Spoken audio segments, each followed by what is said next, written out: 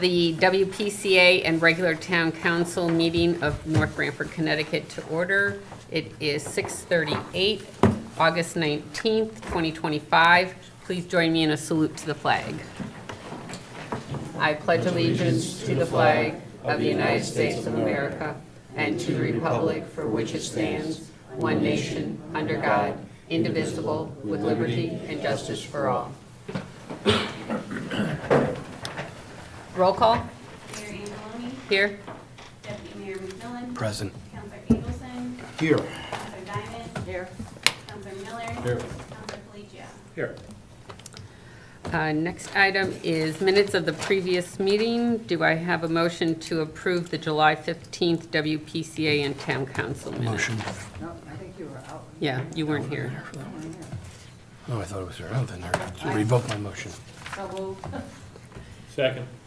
Motion was made by Councilor Diamond, seconded by Councilor Palacio. Any discussion? All in favor? Aye. Opposed? Abstained? Abstained. Motion carries. Now into the WPCA agenda. First item is citizen statements regarding WPCA. Seeing none, going to unfinished business, none listed. New business. Number A, temporary construction easement for sanitary sewer line on 1599 Foxen Road. Good evening, Chris Holden, Town Engineer. This item before you tonight is a temporary construction easement. The sewer line is going to be connected from Starbucks. As it crosses the road, it'll then become a town sewer. From that point all the way over to where it'll connect into the previous sewer line by the funeral home. It allows for a 30-foot easement for construction, and they'll be able to lay down their materials there, piping, stone, fill, and what have you necessary for the construction of the project. Then it'll become a town sewer at that point, so there won't be a permanent easement across the parcel because it would be our sewer line. If we do go forward and sell the property, at that point we would have to use the easement from the town to whoever is purchasing the property. The size of the sewer line will allow for a development of that parcel without any further need for sewer improvements.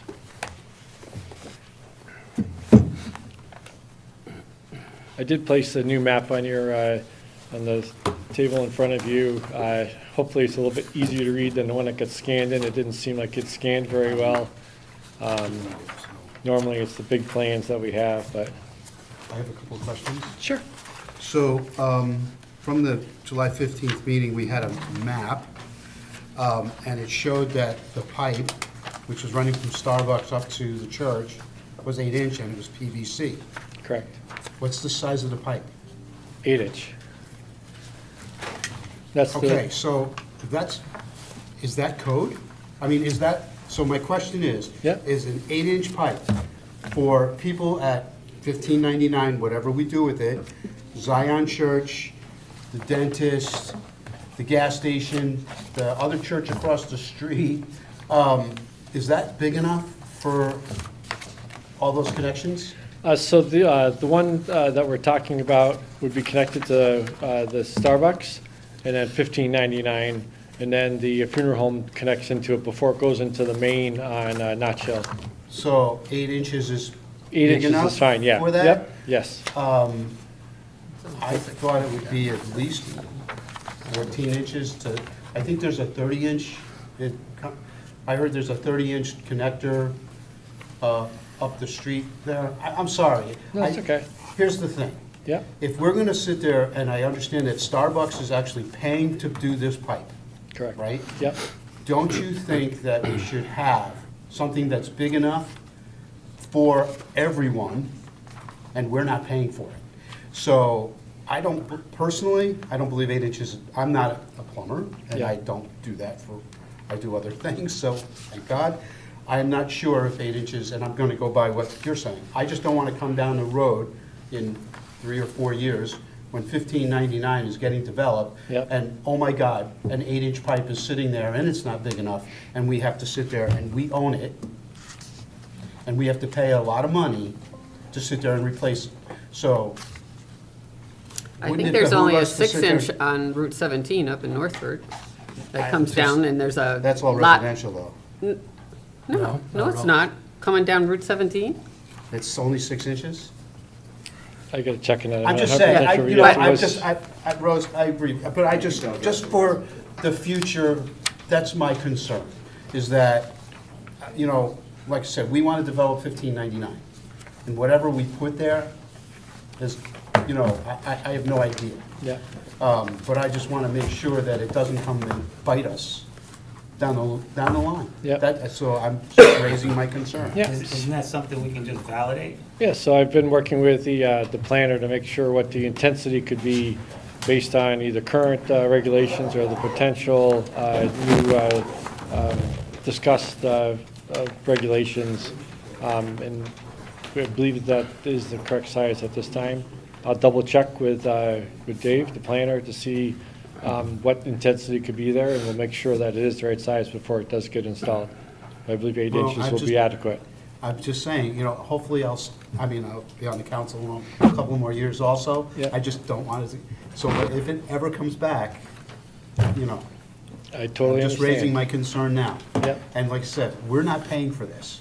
I understand Starbucks is paying for this. Correct. So I just think that we should ask for something bigger. Well, if we need to augment, are you indicating that we may want to consider augmenting that? I'm not paying, we're not paying for it. He's paying for it. I will Yes. confirm that it's the appropriate size for future development for that site. Thank you.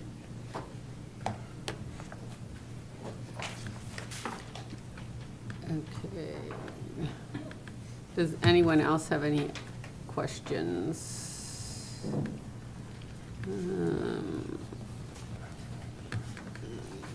Let's see, okay, here's the- Okay, so there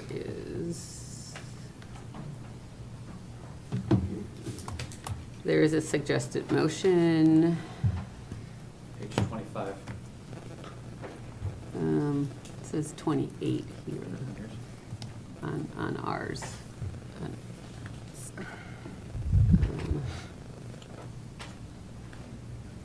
Oh, wait, that's Walnut Lane, sorry.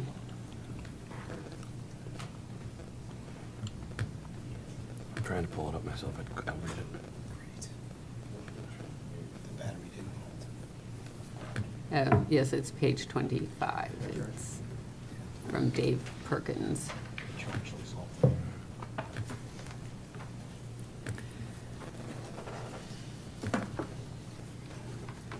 Do I hear a motion, the council approves an easement to be placed on 1599 Foxton Road as per the map entitled Proposed Restaurant with Drive-Through 286 Branford Road, North Branford, Connecticut, Site Utilities Plan, Offsite SU-2 by BL Companies dated 9/17/24, revised through 7/15/25, subject to town attorney's approval. Motion as stipulated. Second.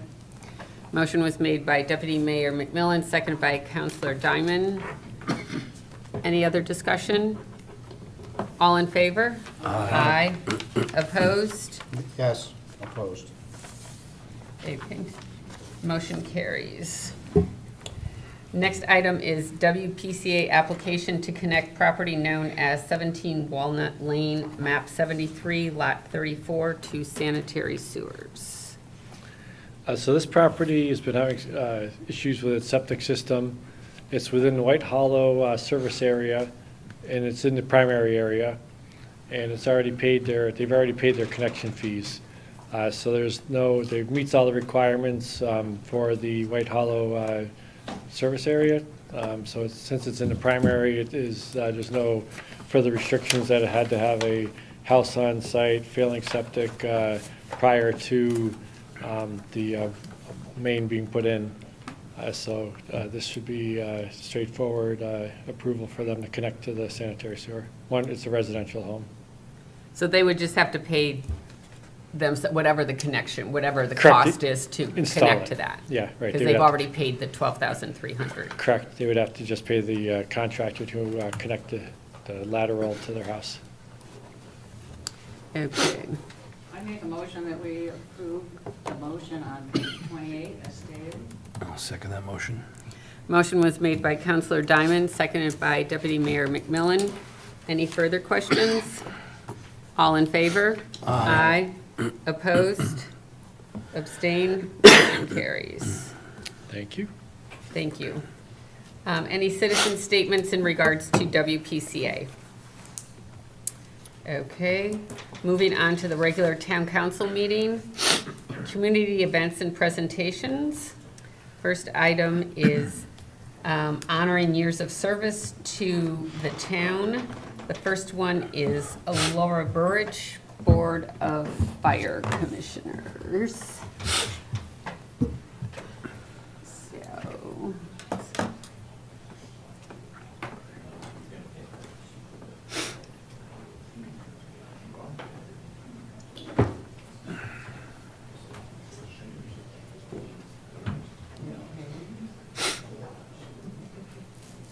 okay, says here, the town of North Branford, in recognition of service presented to Laura Burrich. This commendation is hereby given in recognition and appreciation for your years of service and contributions to our community. Board of Fire Commissioners from 12/13/2017 to 6/17/2025. Presented by the North Branford Town Council, August of 2025.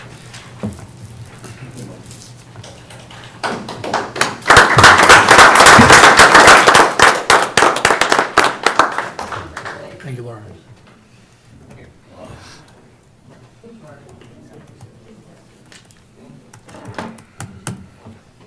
The next is for Suzanne Ashman.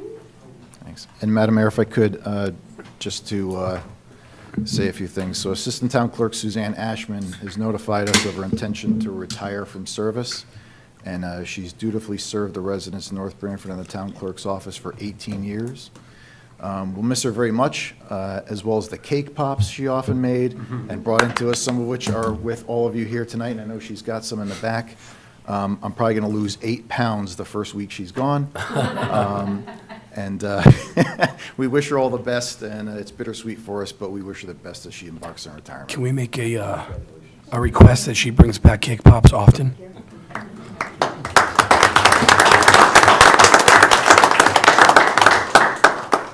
This is from the town of North Branford, recognition of service to Suzanne Ashman, 1/8/2007 to 9/12/2025.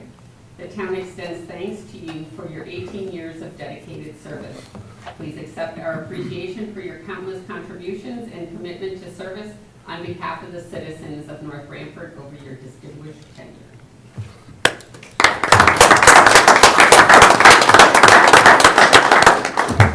Thank you. Can we still get these cake pops?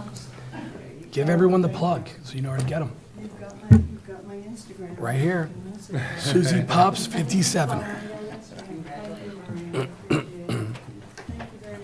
Thank you, Maria. Thank you very much. Thank you. Thank you. Okay. Next item is Michelle Loso from Seward and Monday to present our audit. Good evening, all. As Rose said, I'm Michelle Loso. I'm the partner on the North Branford audit. Again, unfortunately, I'm meeting you way past where I should be meeting you. Again, it was another year of significant delays on the audit regarding implementation issues with munis and closing procedures within the finance department. This includes most significantly a lack of timely bank reconciliations that are currently, I did speak with Anthony today to get an update on that. They are currently through August of 2024 going into this current fiscal year end. So there is still work to be done coming into the new audit year. We are going to, however, begin our preliminary work for that audit and try and get that moving forward as best as possible. For 2024, it was still an unmodified plain opinion on the government activities, business activities, each major fund, and the aggregate remaining fund information for the town. There was a material weakness over financial reporting disclosed in the audit report, as well as communication in the audit letter to the town council of an unreconciled bank reconciliation difference that remains outstanding. We did perform a federal and state single audit this past 2024 audit. Again, unmodified, clean opinions on the compliance over the federal and state programs. Unless you want me to, I'm not going to go into all your numbers at this point, as we have talked about. This has been significantly delayed. OPM has been in contact with both Mike and Anthony regarding communication of getting information on those delays. Communication was sent by Anthony, the finance director, and I'm also aware that Michael has spoken directly with OPM regarding the situation. So again, hopefully steps are being taken to resolve this issue. Additional munis training has been provided to the town. I don't know if that is still ongoing at this point, for closing procedures for the 2025 audit, as well as reconciliation continuing for the bank statements, getting that current so that we're at least a little bit more timely this year. I don't know if anybody has any specific questions regarding the audit or the delays or going forward. I'd be happy to address those. Mike, can we, as the financial body, can we get a copy of your response to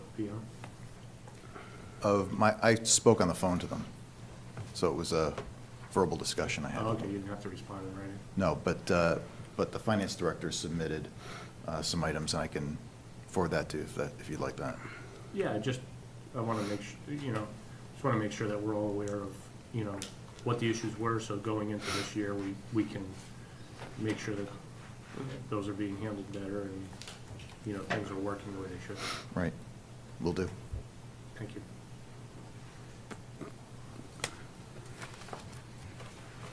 Does anyone else have any other questions? Okay, so hopefully we will see you in a few months Absolutely. for 25. I would actually appreciate that. Okay, thank you. Thank you so much. Thank you. Okay, moving on to reports of committees, boards, and commissions. First one is economic development. No meeting. Okay. Park and Recreation, their July meeting was canceled due to lack of quorum. Their next meeting is next Tuesday. But the one thing that I would like to report on is, as you all know, we had the POCO Fest 2 weeks ago, August 1st, 2nd, and 3rd. And we could not have had better weather this year, which we needed a good year for weather for the POCO Fest. It was very, very well attended. The police estimated the crowd on Saturday night between 25 and 30,000. The Beer and Wine Garden actually did phenomenal this year. One of our local companies in town, Central Cafe, ran it for us. And it was a very good year for everyone. Norm and Mar did a great job, and they will be back next year again for it. They were very pleased with everything, and it was a great turnout all around for everything. We had no major issues this year. The weather gods were with us, and we had absolutely beautiful weather. So I would just personally like to thank all of our volunteers, all of the council members that helped out and volunteered, Our sponsors, we could not do it without our sponsors. They are an integral part of our, the Potato and Corn Festival. And everyone who volunteered, the sports teams, the Boy Scouts, all of them truly helped make it a very great festival. So thank you, everyone. Next one is Police Commission. A regular meeting, however, there was a swearing-in ceremony by the mayor on August 7th. Our new police officer, Jennifer Brown. Now we have 3 women on the force. Correct. Yep. So that wasn't a, but it was a one. Okay. Fire Commission. So they met last week. Just a couple of things. I know that we approved Robert LaTorraca. LaTorraca, thank you. He is a new fire commission. He replaced Laura Birch, and I had an opportunity to meet him last week. He's awesome. He's going to do a really great job. That was one of them. I know that, I think it's not the priest, what is it? I'm sorry. Chaplain? The chaplain, thank you. I know he hasn't accepted the position yet, Well, he's still in the background check stage. so, okay, so there is a chaplain, he's in background check. As soon as he finishes the background check, I'm sure that he'll be sworn in. That's 2, and then, like, I'd like to just do the department calls for the total, for the fire department, emergency medical. So there were 5 fire calls, 145 emergency medical calls, 5 motor vehicle accidents, 4 hazardous condition calls, 16 public service and good intent calls, 6 residential fire alarms, and 11 commercial fire alarms. There were total calls for the month of July were 192 calls. So they're doing an awesome job saving the community. Just for company number 3, September 12th, will be a fried dough, which is a Friday night. Just want to let you know. And I believe they're doing September 4th is the Car wash at Company 4. yeah, the car wash at Company 4. Yeah, the Put it four- in my the notes. 4th would be a Thursday, so it's a it's usually Sat- not it's a on a Saturday. It's the Thursday. 13th. The 13th, I'm sorry, it's the 13th, they're doing a car wash for Company 4. Okay. That's my report. Okay, thank you. Planning and zoning, They meet this Thursday. okay. Finance Subcommittee, we met last week. There's a number of items on the agenda tonight as far as contingency transfers for last fiscal year and going into this fiscal year. And we also have the police administration reimbursement, which is an item on the agenda. This is for some of the items that the council approved several years ago for the admin effect. There's 5 or 6 items where that cost is taken out of the police extra duty account.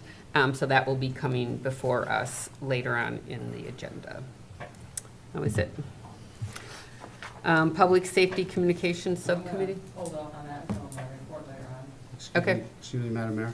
Yes. I have one more thing to report on the fire commission, and this was late. So last night, we have a new chief.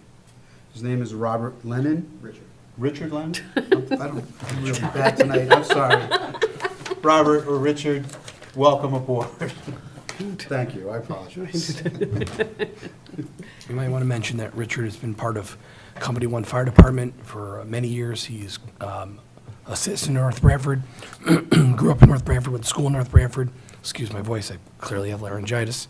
And someone that has extensive experience in both as an active firefighter, both volunteer and professional, currently in the Hamden Fire Department system. So brings a wealth of knowledge and experience, and should be a nice move forward in the future here with a fire chief that's young and wants to be part of the organization. But thank you to Anthony for stepping in for the time period and doing a great job. He's really brought this fire department together and continue to, the vibrant environment that we have, which is so important in a volunteer organization. So Anthony, thank you, and applause to you, sir. Thank you, Jeff. Okay, Excuse me. Thanks, Anthony. inland wetlands? Okay, it's a continuing saga, on July 23rd, of the subdivision of the 6 lots near West Pond and Glenwood. There's a lot of discussion again, and I think it'll be on the next agenda, which is on August 22nd. Okay. Blueprint Committee? No meeting. Okay, I just have a question on Blueprint. Where are we in regards to town fields and things like that? That's one of the reasons this committee was originally put together. And I know the Park and Rec Commission has delayed putting any capital requests through for the last 2 years, waiting for Blueprint Committee to come back with recommendations. So just wondering where we're at that. We have to reorganize and get back on it. Okay, So, yeah. okay. I think with a new department head there also, it's probably a good opportunity to Yeah.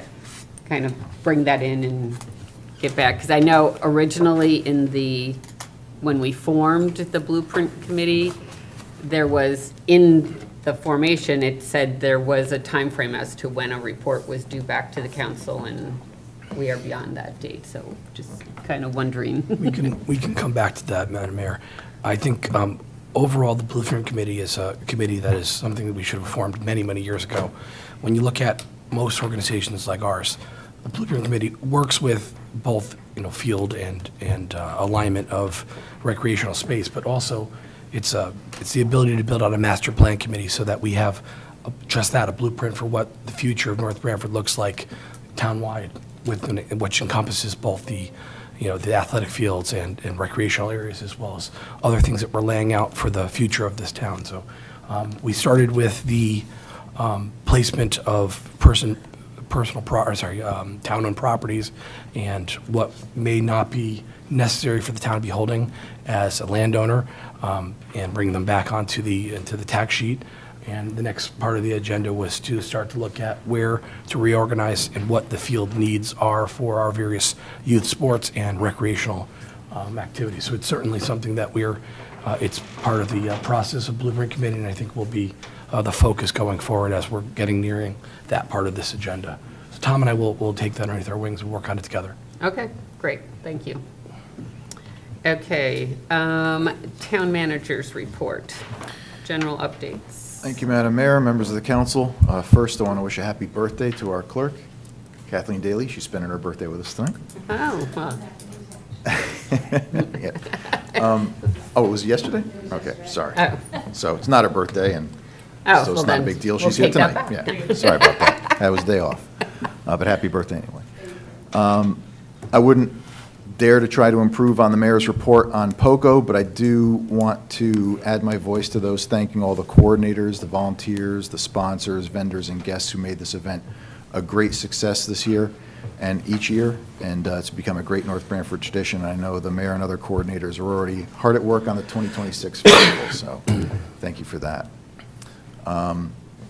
Congratulations to Marie Diamond and Ashley Fernandez on receiving the Women of Excellence Award by the Shoreline Chamber of Commerce at their annual ceremony at Woodwinds in Branford. Marie received the Chamber's Education Leadership Award, celebrating her lifelong dedication as an educator and lengthy and distinguished career in the North Haven school system. She's also a dedicated local volunteer here in North Branford, having served on the Board of Education, the Park and Recreation Commission, and has served on the Town Council since 2015. Ashley Fernandez was recognized with the Chamber's Philanthropic Leadership Award for her passionate advocacy for Cornelia de Lange syndrome. Following her daughter's diagnosis in 2013, she has served in multiple roles, currently in Family Services Coordinator with the CDLS Foundation, She's also worked to promote literacy as well as supporting the nonprofit work of Snort Rescue, which is Short Noses Only Rescue Team, fostering dogs of to safe, loving homes. So congratulations to these two North Branford residents who've truly made a difference for our community. I received the resignation of William Seward III from the post of Emergency Management Director for the town effective last July 23rd. A copy of his resignation letter is in your packet for this evening and appears later on your agenda. I thank him for his service in this capacity and expect to have a new appointment before the council at your September meeting. There'll be a virtual public information meeting regarding the installation of centerline rumble strips on Route 17 Middletown Avenue in North Branford, which is scheduled for this Thursday, August 21st, 6 p.m. Registration and a project map, public display ad, and contact information for comments and questions is available on the project website, which is portal.ct.gov/DOT 2025 CLRS-North Branford. The meeting is being conducted to provide the opportunity to offer comments or ask questions on the proposed project. As Councilor Diamond mentioned, I was pleased to be on hand along with Mayor Angeloni, Councilors Diamond and Miller, and welcome our newest addition to North Branford's Police Department, Officer Jennifer Brown. She was sworn in by Mayor Angeloni in a brief ceremony at the Police Department earlier this month. Officer Brown comes to us as a certified officer and began her career here in North Branford the first week in August, and we welcome her aboard and wish her a long, healthy career here. Public Works will be implementing crack sealing for the following roads, tentatively beginning September 9th. Arthur Court, Arthur Road, Edward Road, Doral Farm Road, Timberwood Circle, Meadowbrook Drive, Mill Road, and Valley Road. Also from Public Works, the Teves paving project is complete, striped and parking lot fencing and signage taking place shortly. The MBIS sidewalk and curbing project is complete with a few minor finishes to do, and the NBHS paving and fencing project is complete. From Parks and Recreations, the after-school rec crew is back for the school year. It will be administered by Park and Rec beginning Wednesday, August 27th. The Homework and Hustle after-school fitness program will be on Tuesday and Thursday for the month of September, which begins Tuesday, September 2nd. Autumn Nights at Augur, which is our outdoor concert series, is going to be held Thursday evenings beginning September 18th at Augur Park. The collaborative back-to-school family day with our friends from Beyond the Horizon is on Sunday, September 28th from 1 to 3 at Park and Rec. And we can celebrate our Christmas card history, as Northford was once the Christmas card capital of the world, and make our own Christmas cards at the Senior Center on September 29th. The Closer to Free Ride, North Branford Town Hall is once again serving as a stop along the Closer to Free Ride, September 6th, 2025, from 6:30 in the morning to 11 o'clock in the morning. The Closer to Free Ride fuels research and care at Smilow Center Cancer Hospital and Yale Cancer Center. Provides bicycle riders of all levels and opportunities to experience 5 professionally designed and supported routes from 10 to 100 miles. And you can find out more about this great organization and the event at rideclosertofree.org. The Veterans Service Commission will be coordinating our annual POW MIA ceremony at the monument on the North Branford Green, and all members of the council and public are invited to attend and participate. It will be 9:30 a.m. on September 19th. Update on the fiber installation. The town fiber project remains in progress. We're currently in phase 2 of this 3-phase installation. Phase 1, which was completed, which was the town fiber successfully being implemented at Stanley T. Williams. Phase 2 is establishing fiber connection at the PD data center, which is in progress. We'll also remove the fiber equipment between Town Hall and NBIS, which is not required for this part of the project, and connect fiber in the PD data center, creating a physical link between Town Hall and PD, and establish the PD Frontier Internet as Town Hall backup internet service. Phase 3, which will follow that, is the establishment of the connection at the new Public Works building once it is completed. I now have new social media outlets, Instagram, TikTok, and YouTube channel. These are in addition to the Facebook and X accounts I already maintain, and they'll have new content coming soon. Just a reminder that I put out a monthly email newsletter that goes out on the 4th Friday of every month. The next one will go out Friday, August 29th, which is actually the 5th Friday of this month. The newsletter contains news and announcements from the town and is a great way to keep up with what we have happening. There's a sign-up form on the front page of my page and the town website to receive the newsletter. Also, as a reminder, we have the town emergency notifications available through Civic Ready that residents can sign up for. Just text North Branford, no spaces, to 38276 to get emergency alerts and community notifications. You can also sign up online at northbrantfordct.gov/alerts or call 475-655-0400 to sign up via phone. Notifications go out via text, email, and phone. As a reminder, in observance of Labor Day holiday, town offices will be closed on Monday, September 1st. As this is a trash holiday, collection will be pushed back one day from your regular collection date. And we wish everyone a safe and happy Labor Day weekend. That concludes my report. Thank you. All right, on to Permanent Project Building Committee. Thank you. For PPBC, the North Branford Police Department, the HVAC has been observed as improved with temperatures under better control. The humidity issue persists. The system is being monitored 24/7, and the entire team, including SPA, Newfield, and Train, is working together to recommend and implement changes needed to get the humidity under control. Warranty and punch list items are ongoing. Attorney D'Onofrio has sent correspondence on the HVAC issue. These pieces of correspondence are in your folders this evening for your information. We anticipate a full meeting to review the results of Centec's evaluation of the HVAC conditions, which will be held as a joint meeting of the Town Council, PPBC, and the Board of Police Commissioners. North Branford High School, the punch list and closeout is ongoing. Glass replacement's in progress. The goal is completion by the start of the school year. North Branford Intermediate School is completed. The Stanley T. William Pavilion project is completed. Edward Smith Library HVAC, the review process for the HVAC engineer is underway. Department of Public Works Building, the contract has been awarded, project is underway. They are working through some design issues as there were some deficiencies in the drawings, which were not caught until the contract was awarded, resulting in some changes which will add some costs and reduce others. But all parties are currently working through the associated issues. Stanley T. Williams renovation project. This item has taken a bit of a back seat with all the players in consideration of the numerous projects going on for all of them. But I've spoken to PPBC members, Mike Fumiati, Public Works, and Park and Rec, and this item will be on the PPBC agenda this Monday, the 25th, to kick it into gear. The State Department of Economic and Community Development has approved 3 related projects, including the roof canopy replacement over the ramped entrance, ceiling tile damage that was a result of water damage from a leak, and skylight shaft interior lighting to replace natural lighting at removed leaking skylights. Each of these has been deemed sufficiently related to the original project, and again, this item will be moving forward at Monday's meeting. So is that, those 3 items, part of the 1.6 million that we got from the state then? Yeah. Do I they think qualify for that? They will, for the 110,000 that we have left over for the project. Okay. Yes. Okay, Yep. And that concludes my report. great. All right, thank you. Next item is citizen statements, petitions, and correspondence. Anything? Okay. On to resignations and appointments. First item is resignation of William Seward III as the Emergency Management Director effective July 23rd, 2025. I would just like to thank Bill for his time that he served as Emergency Management Director. And as the town manager reported, we should have a new appointment into this at our September meeting on there.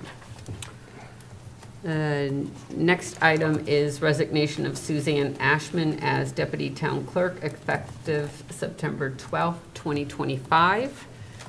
We recognized her earlier in the meeting, and so she has a few weeks left. So congratulations to Suzanne, and we wish her the best. And the next is reappointment of William Galdenzi to the Planning and Zoning Commission as a regular member, term to expire 5/31/2028. Do I hear a motion? Motion stipulated. Is there a second? Second. Motion was made by Deputy Mayor McMillan, seconded by Councilor Diamond. Any discussion? All in favor? Aye. Opposed? Abstained? Motion carries. Okay, on to unfinished business, discussion and action. The first item is the Jerome Harrison and the auditorium HVAC.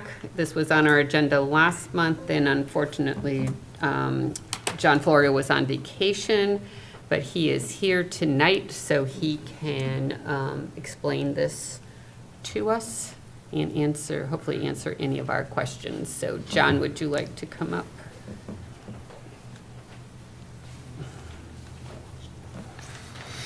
Evening, guys. Here to answer any of your questions on this project we have going. The issue with getting the units that were set for under town budgeted money, the equipment is in, it's installed. This past budget year would be the fourth budget year that I put in capital improvement requests to update the energy management systems at both those buildings. They have been failing, so this was 4 years in a row that I put it on my capital improvement request. It didn't get approved in it, didn't get approved in any of the budgets. So what happens is, Jerome Harrison is the original system, been in there since 1998.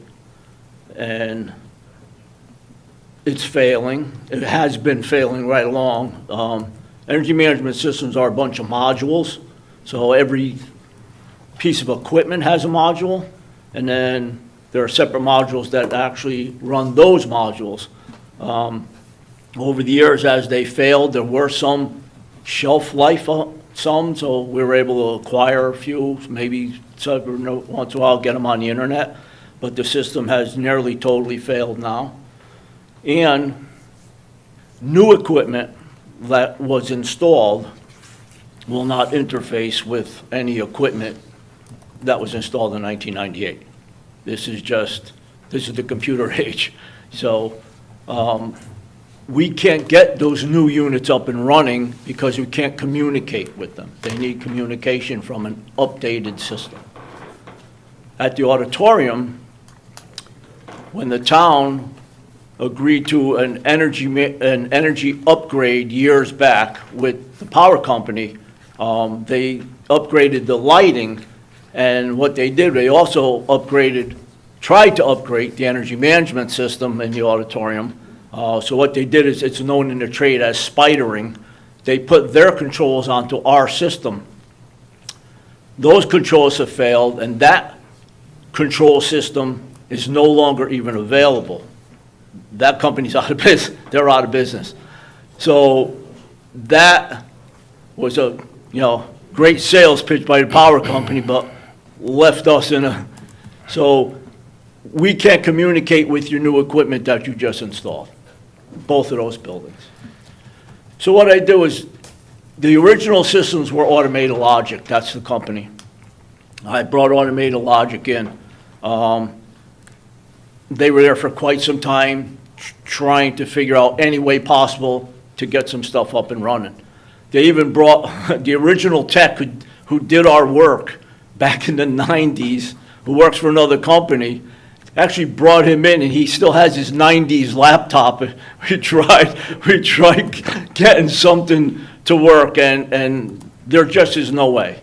So Automated Logic, I asked them, what can we do to do the system? Automated Logic doesn't do any upgrade with your infrastructure. They come in, they totally rip out everything, and they install new. That's how they do things. They won't do it any other way. They said Jerome Harrison is going to cost you $500,000. The auditorium is going to cost you $300,000. ABS, who does our system at the intermediate school and the high school, who have great systems, I brought them in to take a look at both buildings. They'll work with our wiring. They'll put their modules that will use our wiring. I gave you guys the quote there. You can't do it this year, of course. You'll have to figure it for next year's budget.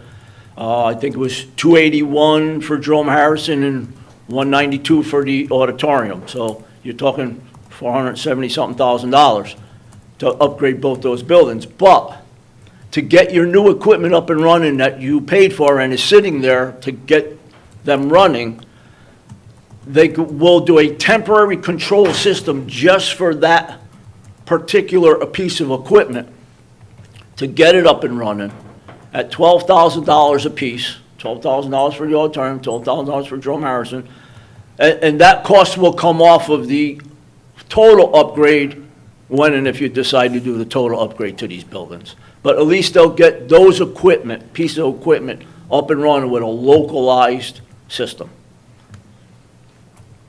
And in my recommendation, if we're going to do it, I would definitely go with ABS. They're a fantastic system. Our systems talk to each other at the high school and the intermediate school. We'll be able to talk to the other buildings. We'll be able to see it from one location. I'll be able to do it everything that I do now with the other systems. They have great service. They have great equipment. But I can't say I haven't warned anybody. This is 4 years in a row I've been saying this. And, you know, energy management systems out there in the trade, 10 years, 15 years, they go, okay, you have to update this stuff.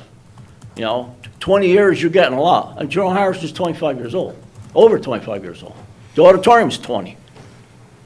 So, I mean, you're stuck. There's nothing else we can do. We've tried everything. So I think part of the issues that I know I have and have been expressed by some of the council members is that this year, during the Board of Ed's budget hearings and their capital, yes, they were on there, but I attended all of those meetings and I didn't hear one word about the current systems we're putting in will not work if we do not upgrade this system, nor was that expressed to us during our budget workshops when we were talking about capital. So we spent $250,000 upgrading the HVAC, but we're never told that we had to do them together in order for them to work. So let me give you a little bit towards that, Rose. At the auditorium, we had no idea that that system wouldn't be able to communicate with your new system. That system that was in the auditorium, the equipment failed, but the management system was working. When we put the new equipment in, due to the interfacing, it will not work. It will not work with that. That was an unknown factor to us. Jerome Harrison, we knew it was failing, okay? But again, points fail. So when I say, listen, the system, the equipment failed, which had to be changed no matter what. We're going to give it a shot in the dark whether the communication system will work. Jerome Harrison was a smaller system. We thought we'd be able to get that up and running as well. So did the contractors who looked at the job. We were under the, we thought that they would at least get up and running, at least on a manual type of situation, until the energy management systems work. Once they're in place and we have the computer people come out, they tell us it can't be done. So it's we were kind of stuck. We thought this was going to work to change the equipment, and it won't interface. So I know it was stated at our last meeting that they could not get to this until next year, like next what? April, May, June, July? If you want the upgrade, you would have to tell them now you want it for next summer. They're booking out already. So that's a whole summer-long job. So you would have to decide if you're going to do that. You would have to decide that now if you wanted a company to come in and next summer and do those upgrades. You can't wait till budget time. They'll say, sorry, we can't fit you in. No, I realize, I'm just trying to get a time frame, like if You would have to if we approved, August or September, the funding for it. Yes. On there. You would be scheduled for next summer. Can they do both of them? Yes, they can. The auditorium is not, remember, the auditorium doesn't have very many points. Jerome Harrison has a lot of points. The auditorium doesn't have a lot. I'm sure they can. I can contact ABS and have an answer for you tomorrow. I'm sure they can. Okay, and the pricing that's here Yep, on here. that's the updated pricing that I gave you. Okay. And I could ask Jack if they're holding to that price right now. Okay, it was also discussed that the auditorium, because there's no air conditioning in the auditorium itself, because that's the unit that was Yes. replaced. What, We've been monitoring the auditorium. the equipment? We've been monitoring the auditorium proper all summer long. My crew went in there and cleaned it.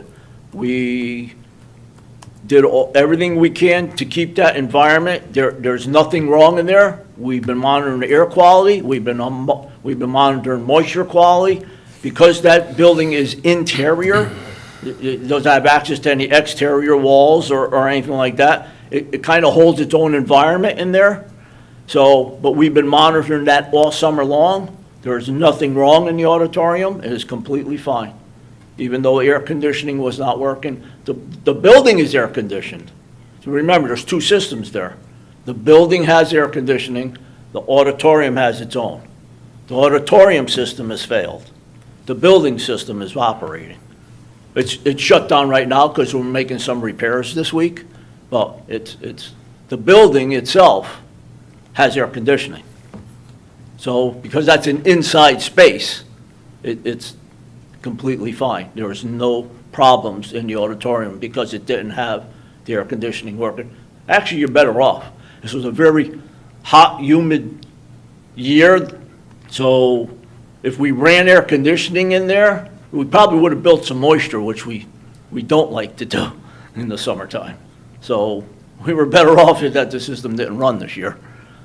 Okay, and the temporary fix, or the fix to get us through until when they can do the work? Yes. The $12,000? $12,000. When, is there a time frame as to when they could do that? Their company is very good to us. I'm sure they could get their service techs out. That's 12,000 for each building? 12,000 for each unit, yes. Right. Which would I'm sure then- they could get their techs out. They're very good to us. As far as service and any time we need anything, I'm sure I can call them and get an answer on a time frame. Are you still running around and turning things on every morning like you told us? Yes, I do. You have to do that still? Yes, I do. It's part of my job. It's crazy. Takes a lot to keep these school buildings up and running, believe me. So let me understand, so can people have meetings in the auditorium itself? They can't because there's no air conditioning? Well, you could go in there and use it. It's been used since that system's been down. You know, I wouldn't advise going in there and having a big show and putting the lights on and all that. But the school system, the school has used it for a couple of different occasions while the air conditioning was down. The environment's fine. It's usable. It's just, you start putting a lot of people in there and you turn on the lights and put on a show or whatever, it may get a little warm in there. It may get a little warm in there, but remember, that also runs the heating. So now if you're gonna have anything going in the winter, you also want the heating running. That's not just air conditioning, that's everything. That unit has to run no matter what.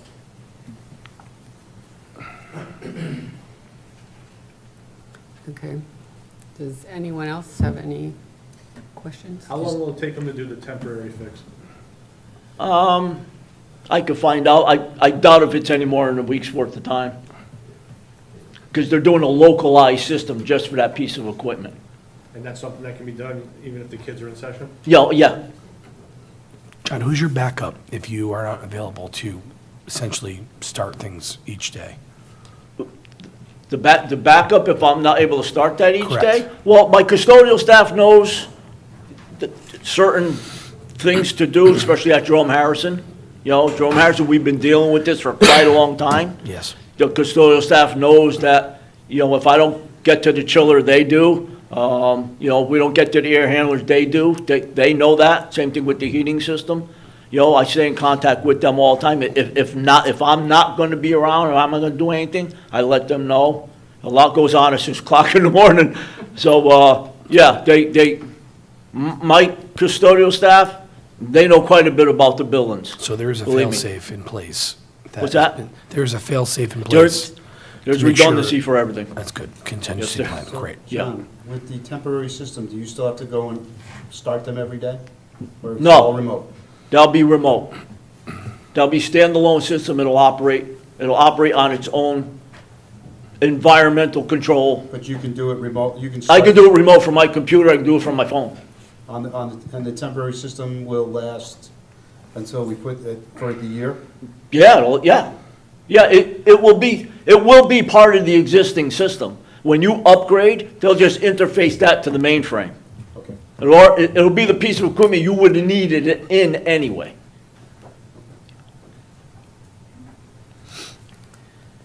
Okay, so between Jerome Harrison and the auditorium, based on the quotes that John supplied to us, it's approximately $485,000 for those Yep. two buildings Yep. on there.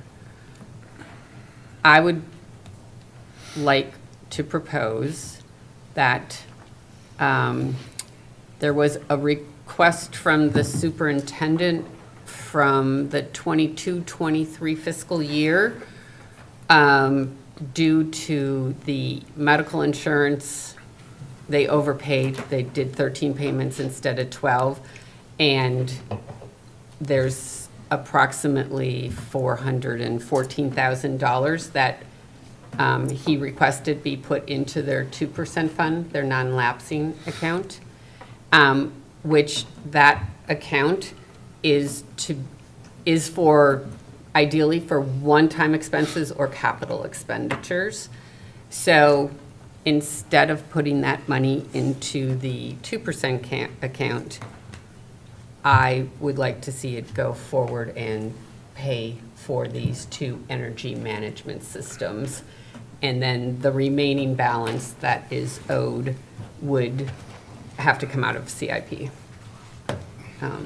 which we have some adjustments later on. But that would get us on the calendar for them, for ABS, so that they can schedule, and, it could be sooner rather than later. We wouldn't have to wait until July 1st of next year. We could get an opening that they have. Exactly, as soon as school, there's probably a lot of pre-work they can do, especially in the auditorium building, prior to school ending. Jerome Harrison, you would probably have to be, after school, but the auditorium, they could probably do a lot of pre-work. John, just a quick question. I know, I'm just curious, I'm sure some other people probably thought of it, but if for 12 grand, we can get it up and running and you have controls, you don't have to go in, why is that not a permanent fix? Or why can't we just do that? Why do we have to upgrade the whole system? Because the whole system, the systems run everything else. You have classroom ventilators in every classroom that run through the energy management system. You have the boilers, you have the water heaters, you have the air handler for the cafeteria, you have the air handlers for the building, you have all the exhaust fans. You have everything that works in a building, everything mechanically for the environment. The water pressure pumps at Jerome Harrison, because it's a low-pressure main. The energy management system runs that, because when the school is empty, you's running the pumps. Energy management is there to save you energy. It runs the lighting. It runs exterior lighting. So every piece of a building, So the temporary fix is just. temporary fix is just for that piece of equipment. Just for that piece, okay. For There's that, look so at it's- you take the intermediate school, there's 24 pieces of rooftop equipment. Energy management system runs every piece, Got it. so it's involved. The high school has over, I think there's 15,000 points in the high school alone. So it's, Rose? What? So that 2% fund, is that like their rainy day fund kind of thing? Right, so 22-23, I remember. is the last fiscal year where the fiscal authority, which is the town council, has the authority to designate how much money can be put into the 2% fund. Okay, So that is why he made the request to us. I remember that. But I'm just, so that's that's a rainy day fund. Right, so this is from 2 years ago. This, Okay. this is from 2 years ago, which during the budget season this year, when we kept asking about the insurance and the stock answer was, we pay the July premium in June. Well, that's not what happened 2 years ago. They actually paid 13 payments instead of 12, and the next year, they paid 12 out of 12, so they had one extra payment. So this was all uncovered in the audit. So he has made the request. I just think that it's a good use of the money, because they don't have it now. It's not in the 2% fund.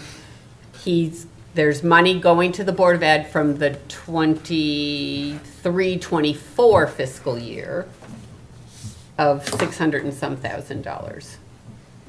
They're getting almost, because from the 23-24 fiscal year moving forward, it is not a decision of the town council. The state changed the statute, and a Board of Education can put in up to 2% of their budget into the 2% fund without asking the council. So they do have 600 and some $1,000 going into the 2% fund from last fiscal year. Plus the 400 and something thousand, so it's also $1 million. Well, it's not, well, Not there yet. it's not there. Not It's- there it's- yet. Something It's, come from general it's, into this. it's Maybe in the utilize it. general fund, Okay. I and just it's wanna up make to sure us that to it's- decide, and What we this do. is a Board of Ed I understand expense, that. and it's a just- capital expense. It's the perfect use of the 2% fund. And we've been doing this for 4 years, and poor John has been in front of us. I think it's time to take that money from the 22-23 fund and put it into this. Yeah, I mean, it was discovered through the proper audit process, so. Right, I it was agree. just This is discovered. something we The just Wanna make request sure it's just coming, came. you know, it's like a rainy day fund, it's there, it's no problem, it's not gonna, you know, it's not gonna affect the future. We still have to come up with the balance of the money. Right. Because there's not enough from that request to cover the cost of this. No, I understand that. So we will still probably have to come up with 70,000, 75,000. Which is. somewhat Anthony always likes to have a little No, I'm buffer. good with that. No, you good with Um, that? No, I'm good with it. So, I think it's a good use of money to get it done and to, you know, we have a commitment that it will be used for that, you know, that use, and it's, you know, it's kind of on record that it will be done that way. It's a good spend okay. So we, to maintain our buildings. so we need a motion. I will make a motion on this. Where are the, so the numbers? It's, well, it's not, No, I know, I'm trying to pull the numbers together, I gotta do the math. So we're just looking at Jerome and NB Auditorium, correct? correct. I can have those answers for you tomorrow, after I speak with them, as far as how soon they can get to it. And if you approve it, if they could do both projects in the same year. No problem, I'll just give them a call tomorrow. Okay. John, you have I'm gonna round this TVS up, on here. okay. Is there a reason why it's on here also? What's that? To 475. Yeah, well, That rounds it up 1,000. TVS, Right, that's what. I took ABS through all the buildings to see about upgrade. Totucket Valley has very minor points. You see it's very small. Right. It- So how much- It doesn't, it only monitors outside air temperature for the circulator pumps, it's a couple of air handlers and things. So Do you have- while I had them do you have looking the at it, exact I'm like, number? yo, what would it cost to upgrade this too? Totucket Valley's working okay. Doesn't need anything right now. It's a very small system. Same thing at Stanley T. We actually have one at Stanley T too. Just, it's a very small system, only does the boilers and stuff like that. And those are operating. Rose, are we including the 24,000 for the temporary fix in there as well, or how are we gonna handle that? Well, that's, John part said it of was this. part That's of part of those, it. the 12,000 each is part of the number. Yeah, what they said is if you do the 12, if you do an upgrade, that piece that was included in the upgrade comes off because you already paid for that piece of equipment. All right, so I'm going to kind of wordsmith this motion. I'd ask both legal counsel as well as Anthony to interject with any changes, and I'll amend as necessary.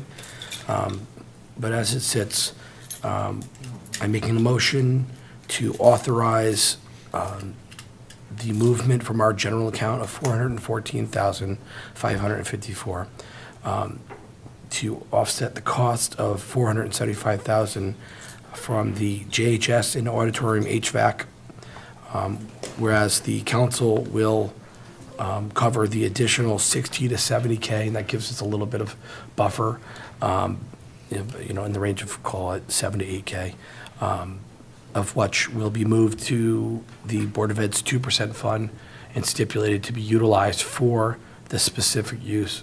No, we're not moving it No, I to want to the, move it to the. no, we're not capital moving it to the project fund. 2% fund. Moving it from the Move it general. to the 25-26 capital improvement fund that you guys I'm talked sorry, about so later. amended that to the 25-26 capital improvement fund in order to cover the costs of the JHS and auditorium HVAC necessary upgrades. Is that a fair? Is it 485 or 475? What's the total?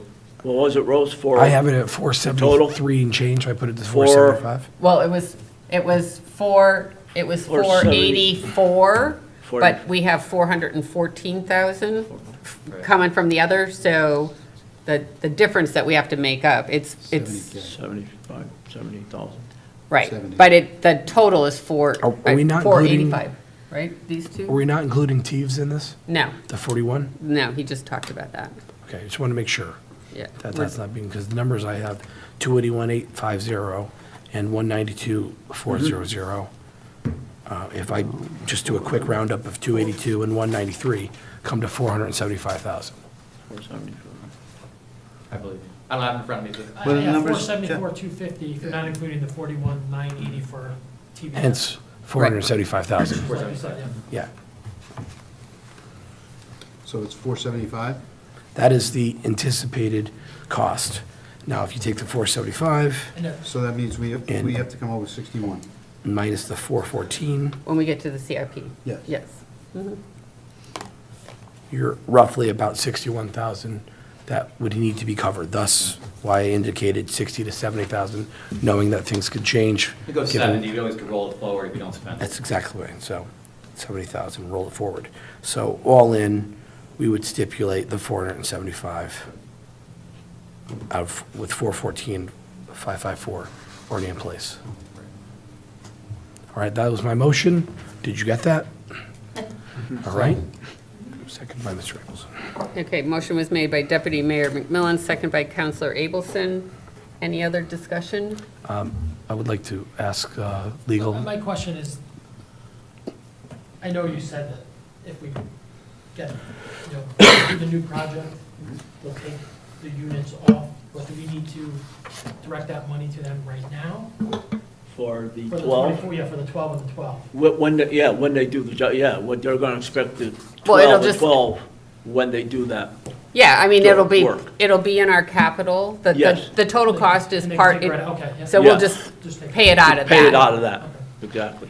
on there. And then when Yeah. they do the whole The project whole next upgrade, year right. on That'll there. be removed off And the, John, you're comfortable with these numbers? You think that this is where this ends up? yeah, we You vetted this? did it. Because sometimes Well, we get you surprises. just upgraded these numbers from previous years. Yes. Correct, when you came in? We've been June. updating the numbers right along. These Okay. were the latest. Okay, and it's important to ask because we're Yeah, building, we can't yeah, always we- change numbers. We had a lot of people look at both these systems. The Okay, numbers are good. well, I don't have any further discussion on this. I'll leave that to the body.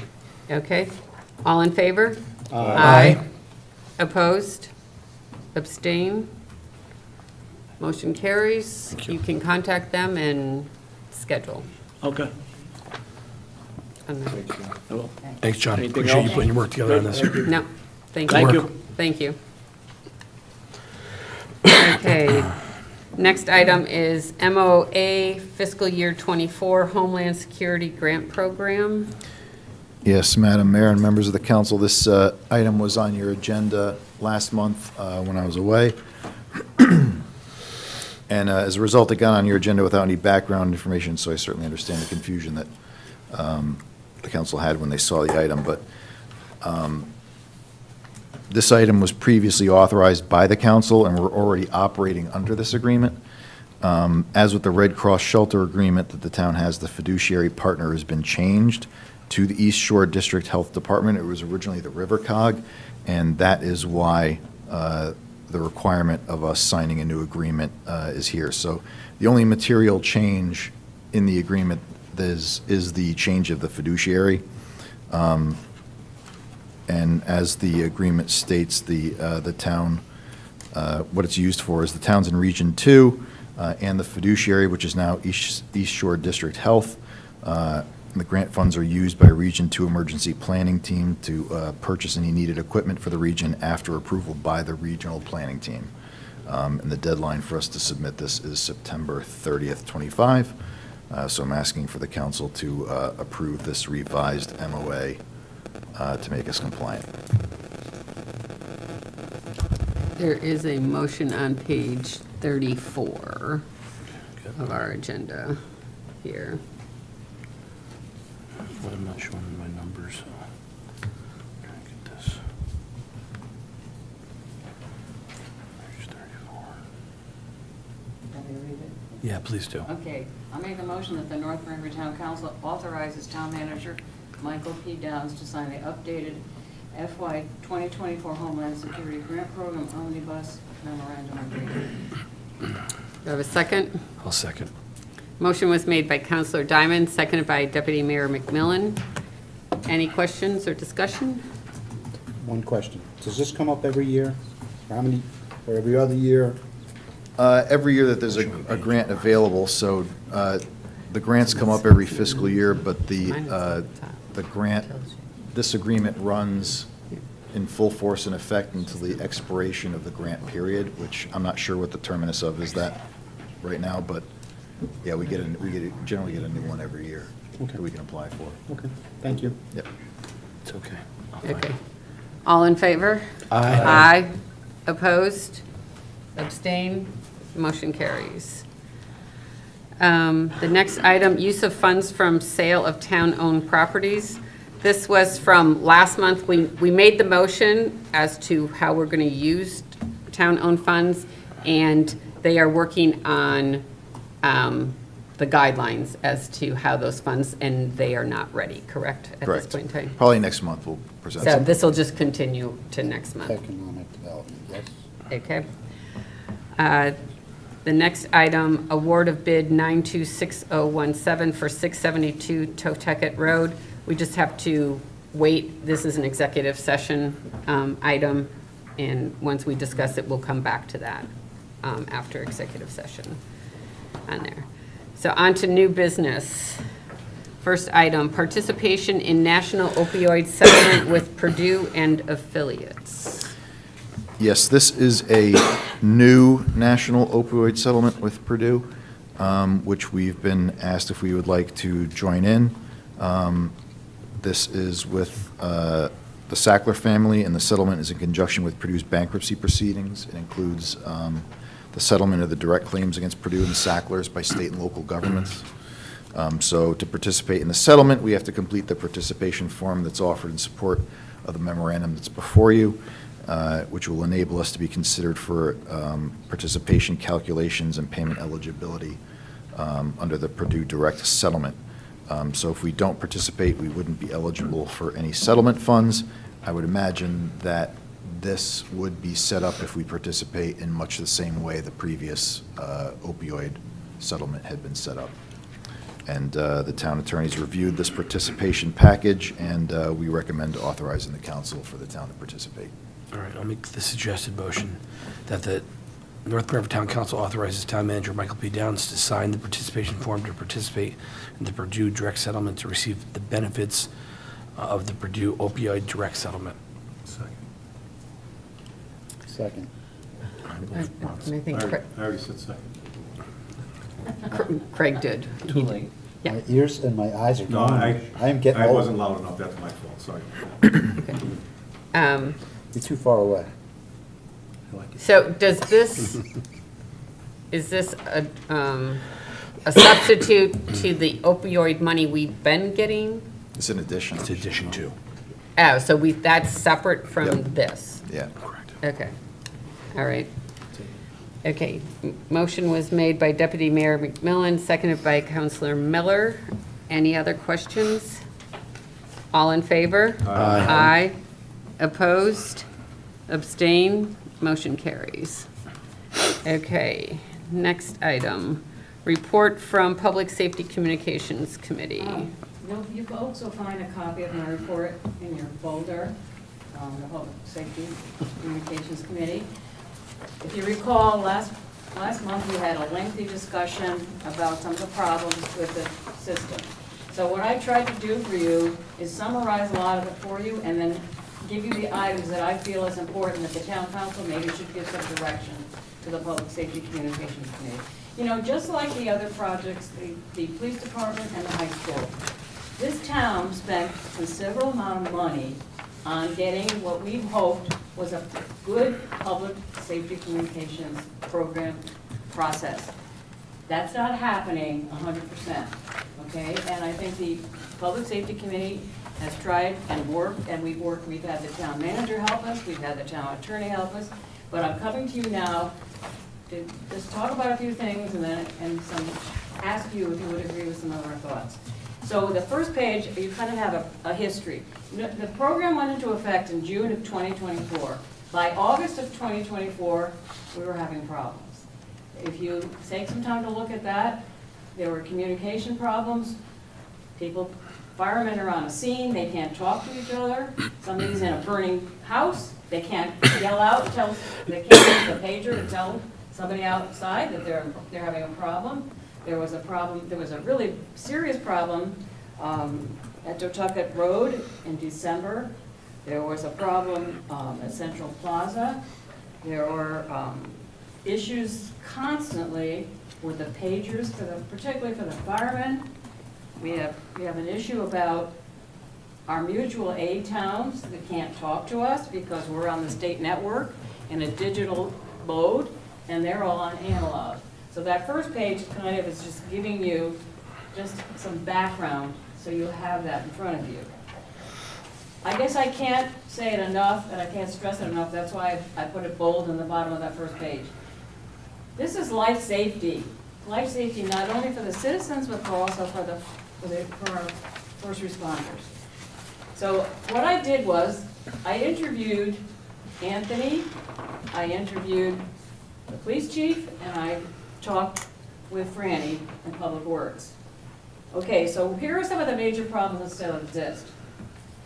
Engine 3 radio is still having a problem. They supposedly took it out, put something else in. We don't know if that's still working. The radio system is fine digitally for North Branford, but as I just said a few minutes ago, we cannot communicate with our mutual aid towns because they're on analog, we're on digital.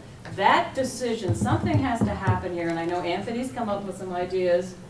We're going to discuss them, we have a meeting on September 10th. But I think it's important for you to know that we're the only other town that's one of our mutual aid towns is Durham. Nobody else in this area, and obviously we use Branford, Guilford, North Haven, none of them can communicate with us digitally. So they're constantly having to change channels to talk to our mutual aid towns.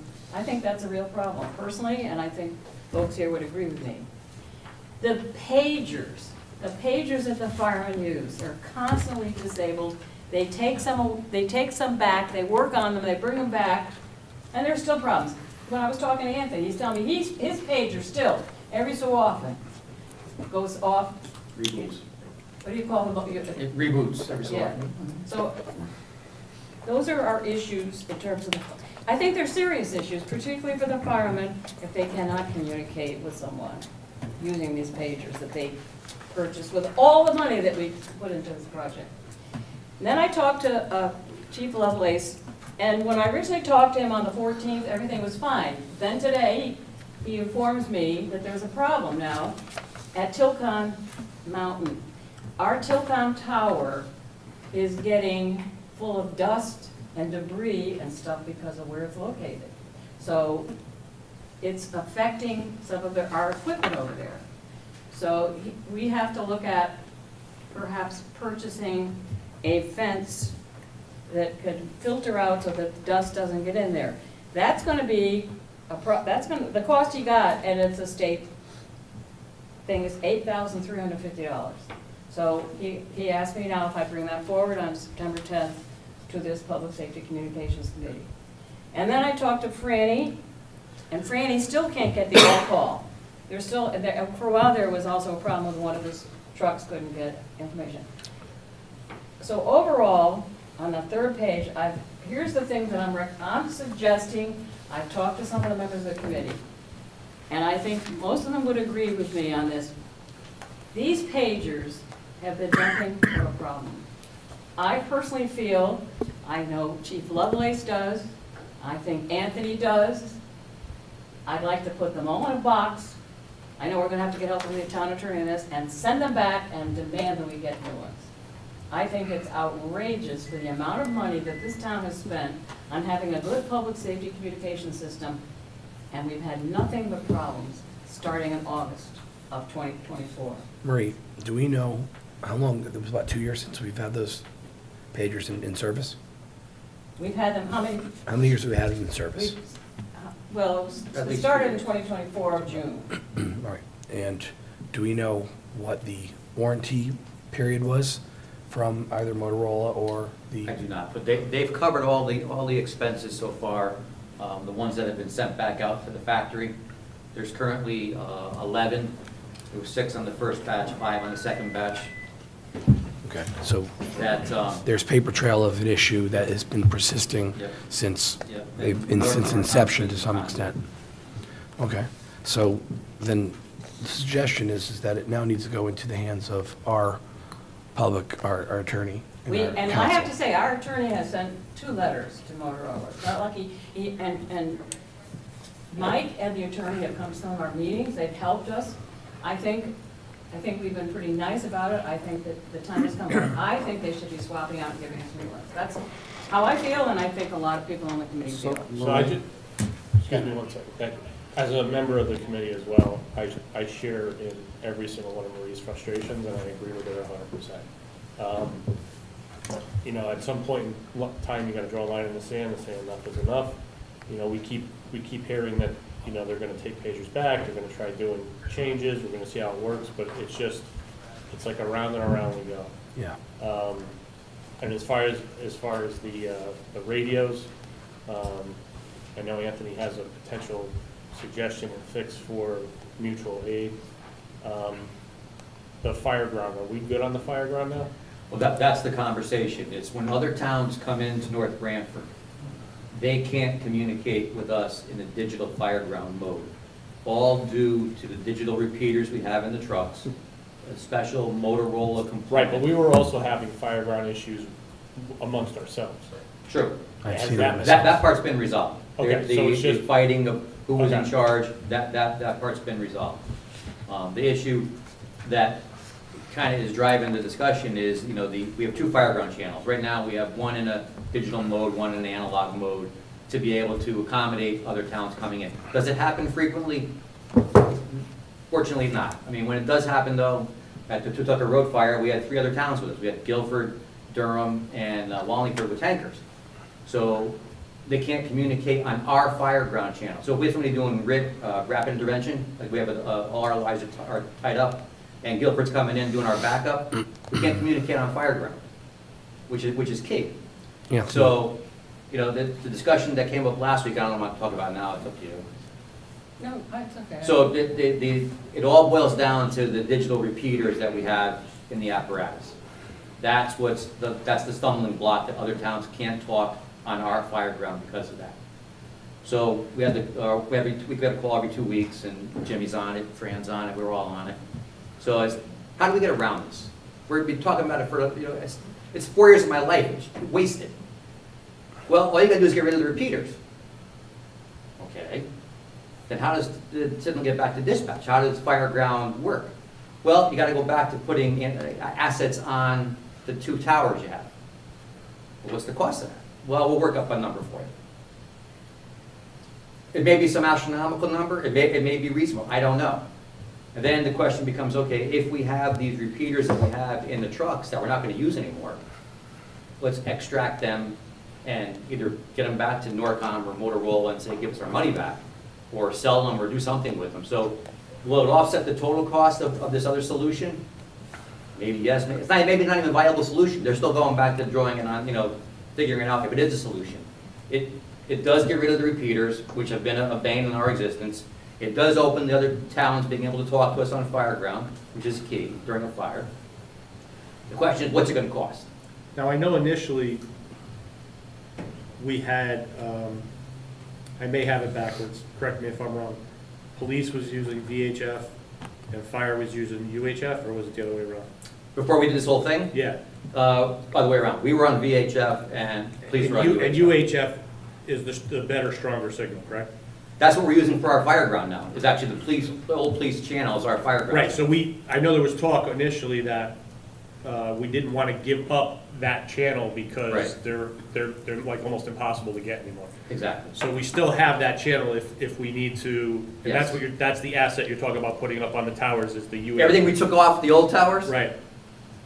putting them back on, putting new antennas on, and again, the question becomes, okay, are the 2 antenna sites in town going to be sufficient to cover us from a fire ground perspective? Do you need to get on to maybe Totoket Ridge Mount? You have to get on the one in Durham, the one on exit 56. What else do you have to get on? And then it just multiplies the cost.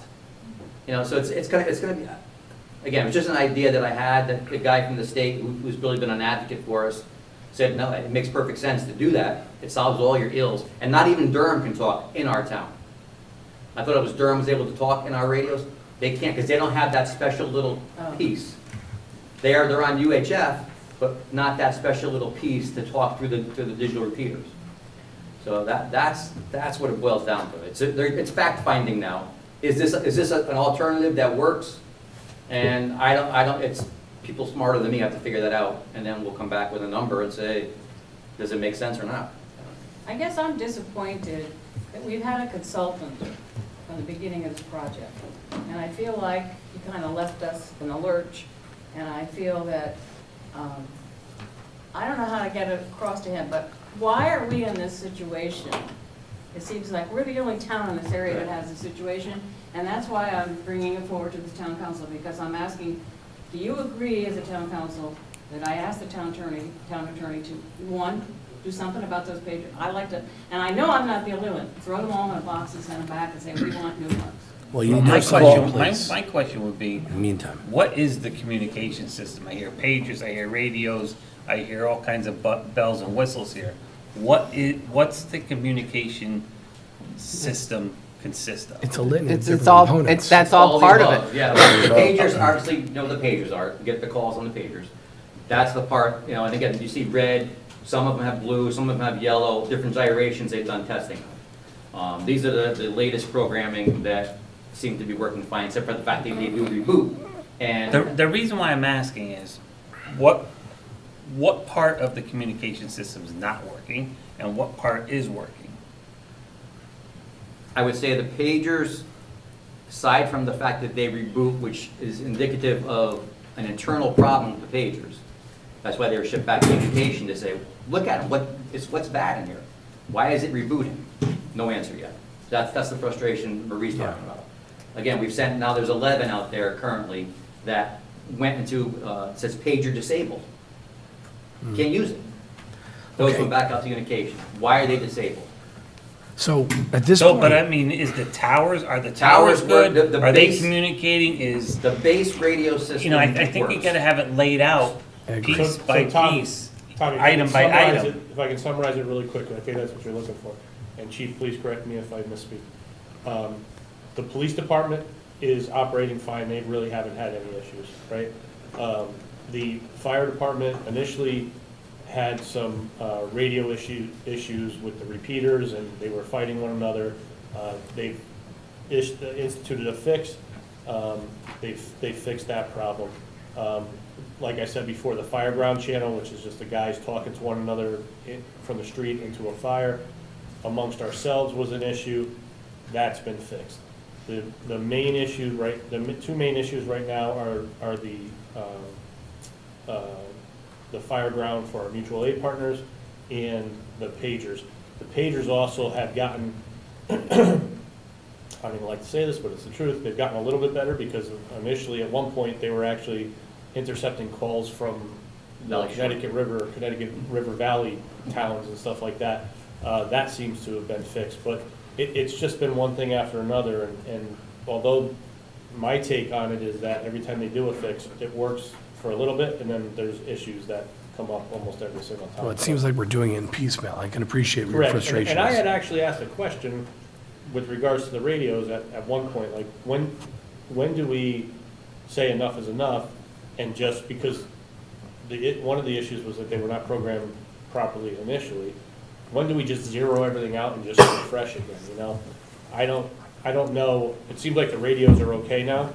I don't know if that's the same type of issue with the pagers, whether we can just zero those out and start all over again with those, or if we actually need to, like Marie said, box them up, send them back, and request new ones.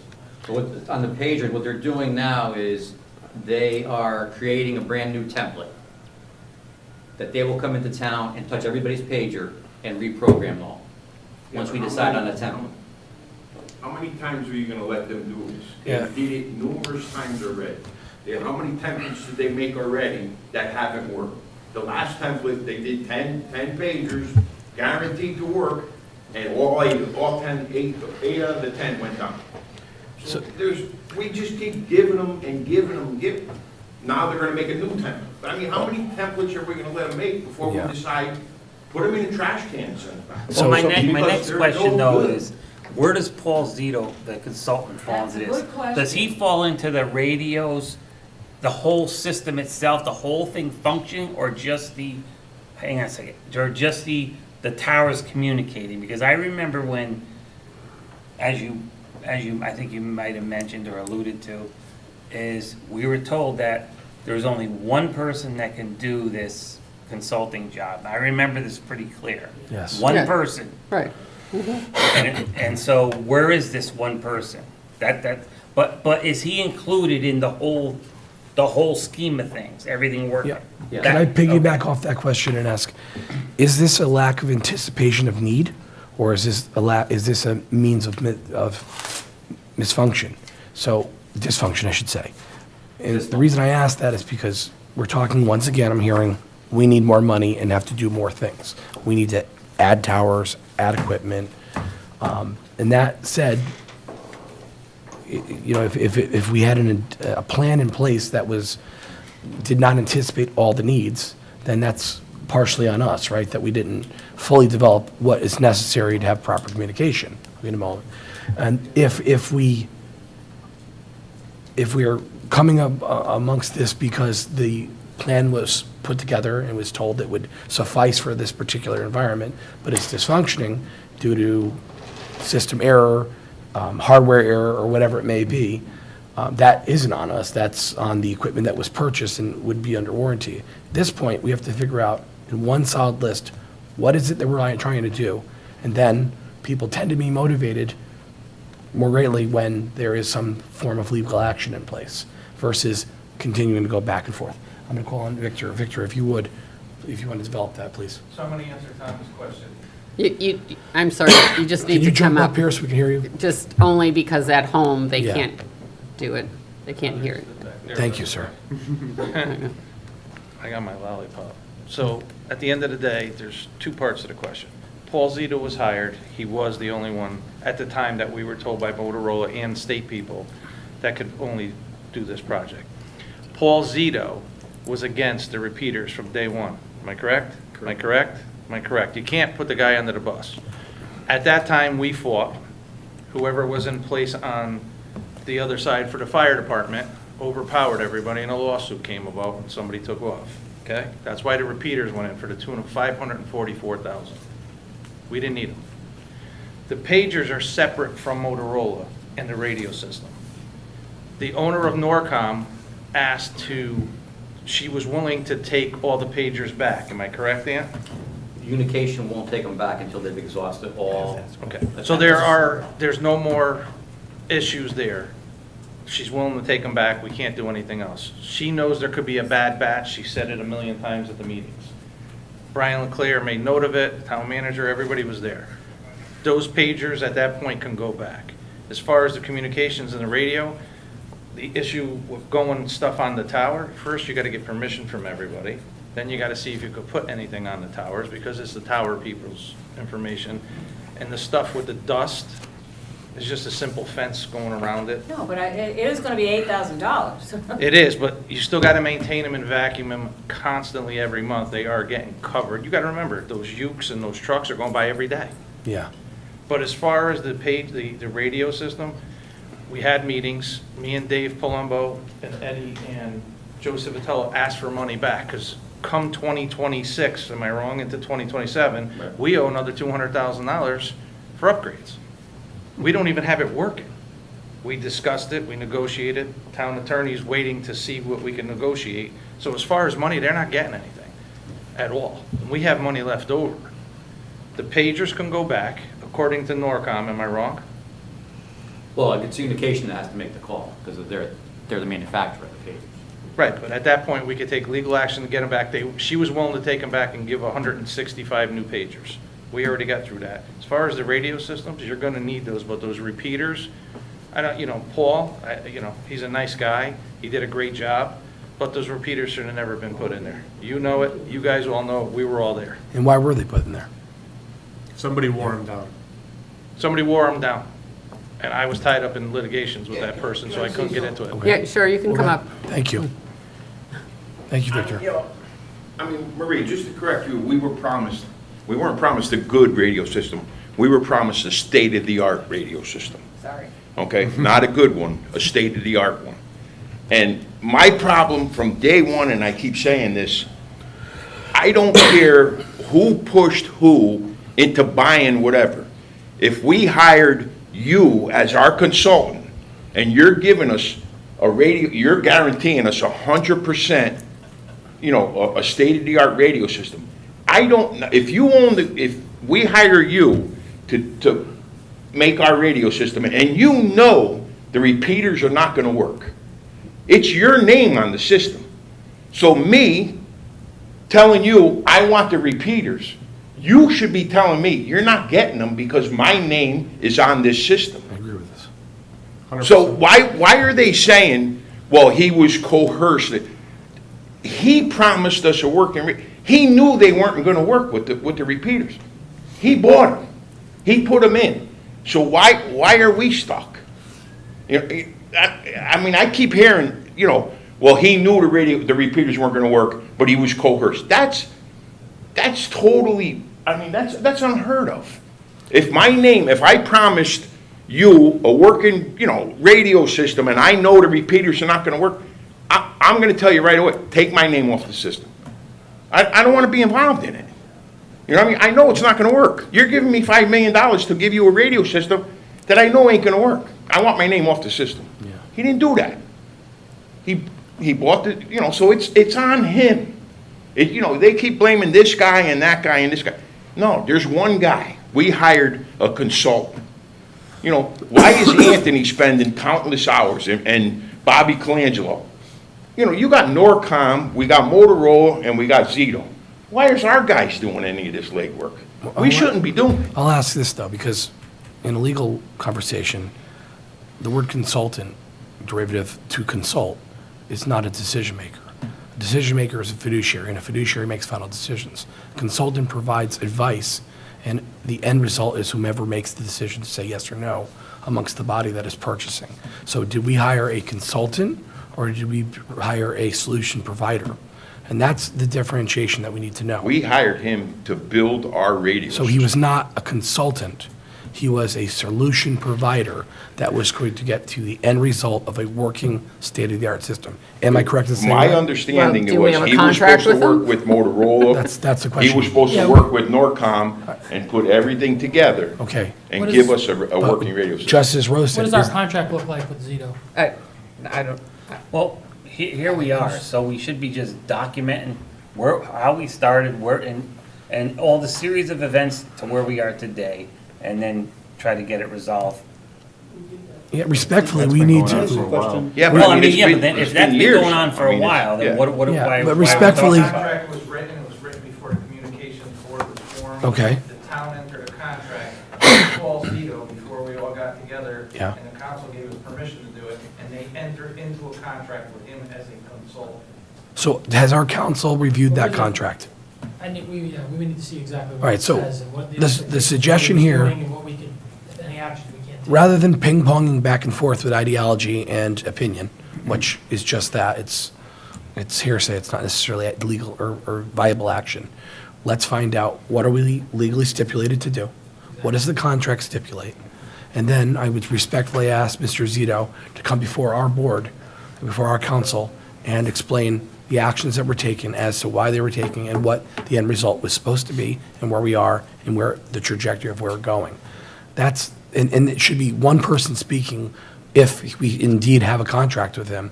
If he's a solution provider, he needs to come back to us with that solution and what the end result will be. Otherwise, that's breach of contract, and breach of contract has other legal matters in place that will need to take place. So, and please know that I appreciate both Victor, both your thought process. It's important for us to know this, and you guys have done a fantastic job, and I know you have put a lot of effort into this, and the frustrations are real, but we need Well, I to. feel this committee is a committee of the town council. That's why I wanted to bring this Yes. forward to you, because I think we need help from the council, and I think maybe that's the way to go.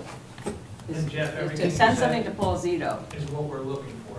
So there's one question on these pagers. When you send them, are these refurbished or are these new? Brand So, hold on. When you send them back to Motorola, when they send them back to you, do they send them back brand new or do they send them back as refurbished? Oh, we're Haven't gotten back yet. But What they're the about the- same ones, just they're Reprogrammed ones reprogrammed. locally. They're reprogramming the But the equipment ones that we that have. are So disabled have not these come are back. guaranteed to be brand new out of the box? No. Not refurbished? No, you're thinking refurbished. When you say refurbished, do you mean, are they giving us items that were taken from another entity? Yeah. Put into a system? No. What's happening, and correct me if I'm wrong, we are taking the very item, the actual item that we have now, they're taking them back, reprogramming that exact item, and then handing us back the exact item that we initially bought new, but have now been reconstituted with the proper. Yes and no. No? The ones that just need reprogramming, Yes. correct. Norcom has taken them back. In fact, they come on site. They came on to the firehouse a couple times and programmed them. That's part A. Part B are the ones that went back to the factory that are coming up disabled. What's Yes. causing that?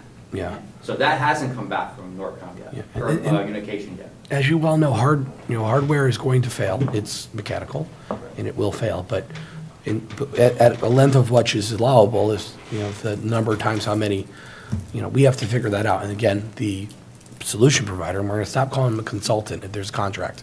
The solution provider should know what that number is acceptable and what the end result is to fix them. So I think respectfully, Mike, I would ask that we, and Rose, of course, this is your agenda, but I'd ask that in a future meeting soon, that we have Mr. Zito come in and give us a full report as to what was the original agreement, what has been done, what is being done to mitigate the issue, and what will be the end result with timelines on it, not just conceptual. I'd also ask council to review the contract to make sure that we know all legal pathways that we have to subvert any issues in the future and make sure that we hold people to that contract. That's really the only way to go about this versus the back and forth ping-ponging that's going on now, And let us know if there is a contract. which is also important. Yeah, absolutely. Exactly. That's why I said. Craig is correct. I mean, it's just, it seemed that we come to a point that we keep going through this and going through and going through it. We have to take the next step to get this thing fixed. I mean, this is like the third time I've heard this. It seems like we just keep pushing it and pushing it and pushing it. I think we're at a point where, I think I heard enough, where we need to do something about this. Didn't we ask Paul Zito to come to the council? So that's pushing it again. Didn't we request him to come in front of us? No, we have to put Gotta find out. our the ducks in a agreement, what row. it is. So your job is to look at that contract, get to work on that right away. Our job is to get Paul Zito here, get an understanding from that one single source that is our solution provider, and from there, we move forward. And not on Zoom, but in person. Yes. Okay? Okay. Are you done, Marie, with your I'm report? done. Okay, all right, no problem. Okay, next item is CIP fiscal year 25-26. So I just added a fifth item on there based on our earlier conversation. So what you have in front of you is the document that was part of your budget, God bless you, part of your packet initially when you passed the budget, and then there are changes, currently 4 on that cover memo, but the 5th based on our conversation earlier. So the first one, again, after the budget was passed, the state increased our town aid road grant by $91,000. So I'm restoring that back to Chris to accomplish the projects he had delineated. Number 2, there was a cost overrun on the Robin Lane, Jackson Lane road reconstruction project, roughly $40,000. There's a memo provided from Danny Celentano. Number 3, there was a cost overrun on the Tucket Valley Elementary School paving project, roughly $95,000. That's added, also an agenda in your packet. The Board of Education shed was added, approved by the Town Council, and then tonight, the Board of Education building management systems at Jerome Harrison Auditorium totaling $485,000, using $414,000 of fund balance, previously 2022-23 Board of Ed savings, and the balance from other funding. So I will, if you make a motion, I will send this to Planning and Zoning for an 824 referral and have them kick it back. Time is kind of the essence on these 2 large paving projects. We've been very, Tilcon's been very generous and patient with us. The project, as you may know, concluded some time ago, and because the money wasn't appropriated, we kind of held up some money on Tilcon. So if we can get this to Planning and Zoning and back in time for your September meeting, we can cut the checks and make them whole. Anthony, the motion that is suggested in our packet, is it still appropriate, or do we need to change it? Maybe as amended with item 5 regarding the energy management systems. Are we okay with me making the motion? I- All right. Rose, yes? Yeah, because my questions will come up under discussion. Be it hereby resolved that the North Branford Town Council instructs the treasurer/finance director to forward the 2025-26 through 2030-31 capital improvement plan to the Planning and Zoning Commission for the review pursuant to the Connecticut General Statute 8-24, and bring it back to this body upon receipt of their action with the addition of the item 5 as stipulated in our conversation. Second? Okay, motion has been made by Deputy Mayor McMillan, seconded by Councilor Diamond. Discussion? Okay, so I just have a question. So the Tucket Valley Elementary, the paving project there, Yes. so originally, that was budgeted for $250,000. $50,000 was under budget funds, $200,000 under fund balance. When the budget failed in the referendum, it came back, the $50,000 from budget funds was eliminated because at the time, we did not know if we were going to get the additional money from the state on the ECS grant, which was $254,000. We had to finalize our budget before they finalized theirs. The reason it was that $50,000 was deducted as one of our costs to lower the mill rate, with the understanding if we got that money from the state, the $254,000, we would put the money back into paving, into the project. Yes. But we couldn't leave it there at the time because we weren't assured that we were going to get that It's money conceptual. on there. So that is kind of like, I don't know where that 50,000, where it was going to come out of, but most likely general fund, right? Right. I mean, that's where the 254 went, correct? Right. The ECS money? Yeah. Isn't that- That's capital versus operating money. I'd rather leave the ECS in the operating budget. What I would suggest to, if you want to, we could take Chris's 91,000 that I was going to add back to his town aid road and use that for the paving shortfall. Well, what about the 40,000 for Robin Lane? Where's that coming from? Because in finance, we talked about. Right, 40, that's coming out of other funds, closing out with 3606 capital project fund. You can take it out of there if you want. Well, which is layover funds from a Yeah, past. prior capital project. Yeah, which to me makes sense to do that. Yeah, I don't want to mingle the ECS operating budget. I see you take it from the closeout. Yeah, I was taking, my suggestion was the 95 is coming out of that other funding column, again, from a prior capital project. Okay, so also on the TVS project, when we had the joint meeting between the Board of Ed and the Town Council in June, we knew that the project was probably going to go over the estimated cost of $260,000 because there were areas that were not included in the original bid. And then there was some extra things done in the project,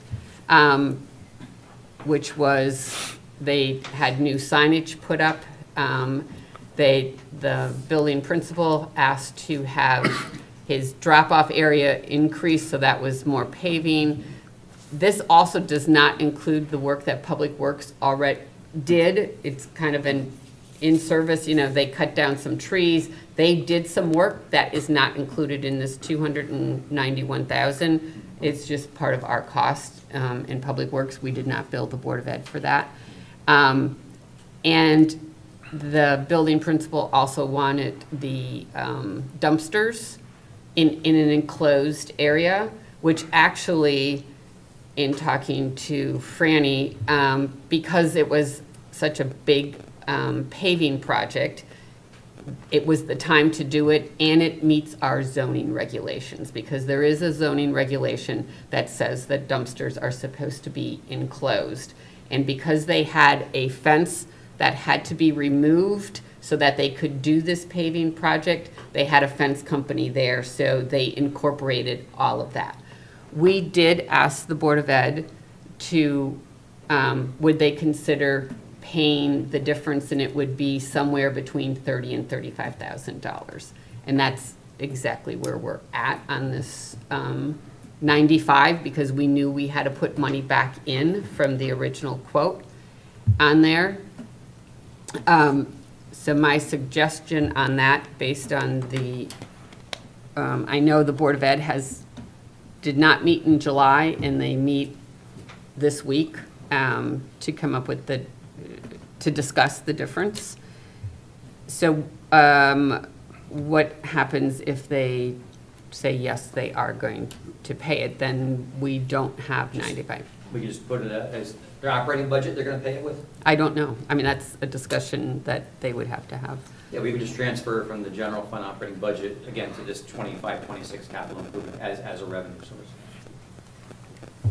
Okay. You'd have an extra pot of money in this fund, again, which would then roll. So we can go ahead with this Yeah. on here. And if it doesn't pan out, you have the money to do the deal.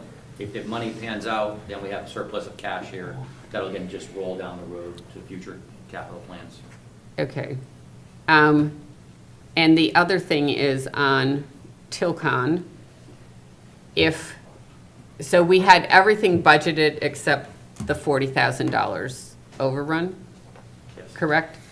So is Tilcon paid except for that 40,000? Yes. Everything is paid except this 40,000.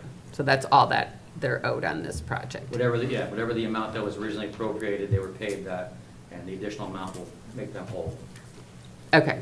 No, I just wanted to make sure that they're not held up for a lot of money until our September meeting based on this, that we pay everything except this 40,000 until it comes back to us. If it has to go to planning and zoning and then it comes back to us, Yep, we can amend it. that it's just the 40,000 that we owe them roughly, and not, $340,000, because that other money was already appropriated. Correct. On there. So did you just describe the school paving, that we had a project with a scope of work, and during that, we continued to add to that scope of work. Is kind of what, is that what you just described? Yes, because there were areas that were not part of the, when they went to, the estimate that was given to us by John Florio. Yeah. That he had, when he walked the property and they got the estimate, they left off a playground area. And that cost was approximately $23,000 to do that extra area, This is the map area, the map side. which was there when I And was a kid. so,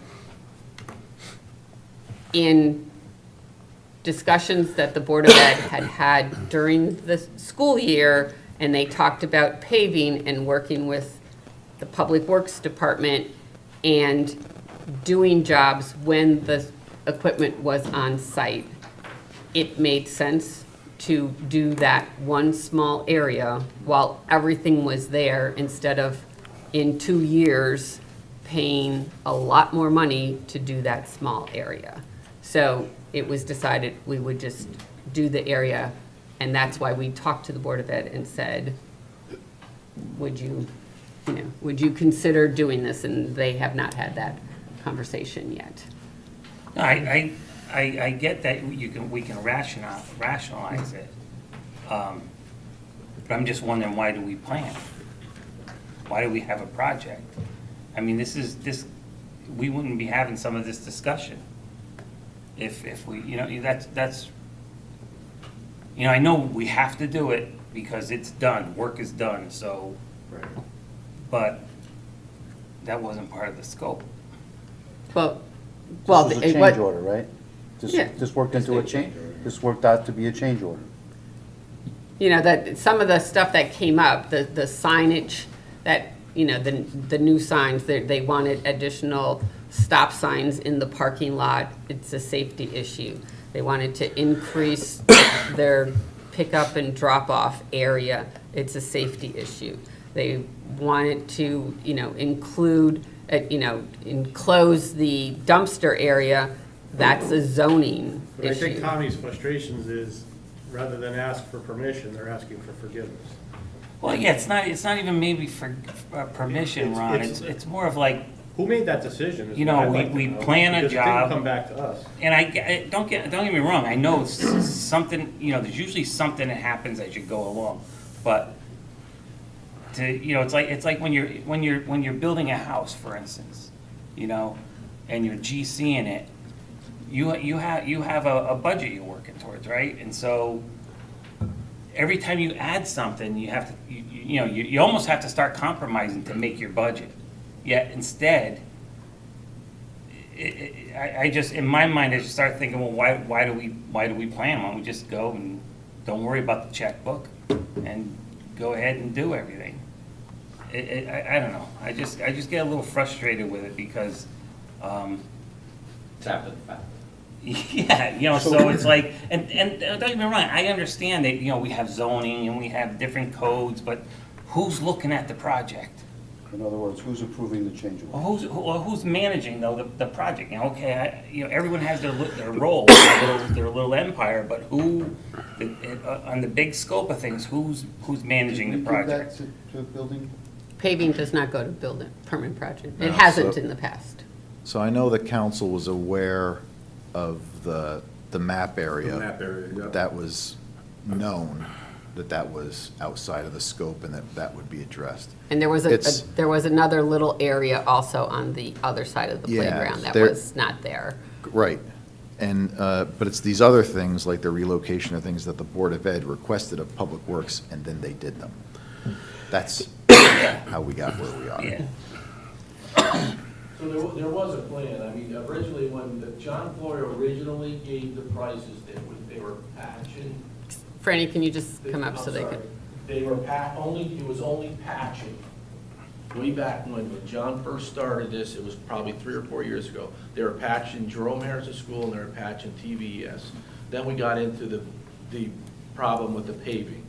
So then it comes to us. So when we did the prices from Tilcon for paving, they did the main parking lot the side parking lot to the west, and the map wasn't in the picture at this time.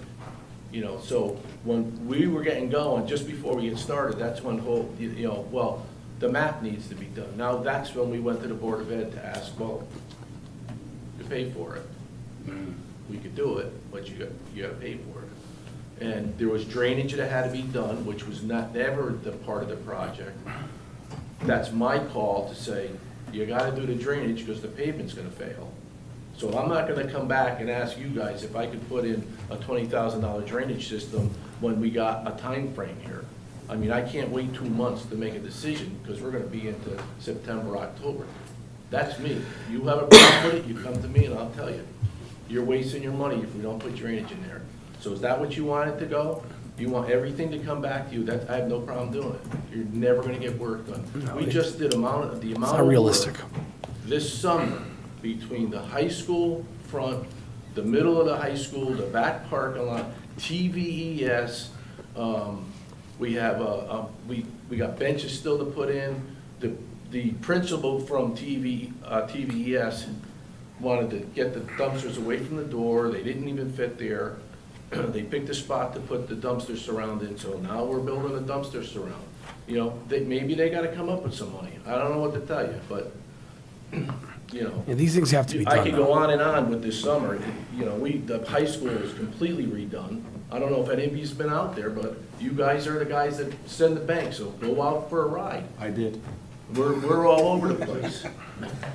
You know, The curbs are really nice. When I see so new to say pavement, I like that driving who's it. running the job, I'm running the job. You got a problem with it? You come to me and I'll let you know why. Because it's, you know, again, you talk about Anthony just said about the finance charges. I don't want to tell you how much money that we saved your guys in finance charges and waste debris that Tilcon takes for us. So there's a lot more to the story than with a little map. That's Should the true. Board of Ed be paying? I think they should. It wasn't part of the $260,000 that we got. So, go for a ride. That's all I can tell you. I mean, the amount of work, you can't even imagine what Danny and I went through this summer to pull this off. Serious. The road over there at the high school, that's going over too. Oh, the sidewalks at the intermediate school, $400,000 job, done in 2 weeks, basically. The road had to be dug out 2 feet, not a foot. All new stone. I mean, Tilcon is doing it, but we're there. My crew is there working. It's true. I've seen it. But that is through the high school project. That's It's permanent. through the high school project. Yeah, but I know you you're working with, almost yes, 500, yeah, 800 but yards of that, screen topsoil we just made. We had to rent a screener. You're gonna get a bill for it. I'm not paying for it out of my operating budget. Drainage, lights being moved, irrigation being put in, fixing fields, extended pipes, putting fence up. There's a dangerous area where we just put the road in. You have to put a little piece of guardrail there. More money. I'm gonna come back to the council and say I gotta spend $1,000, $1,500, or $6,000 for the fence. I could close the school down.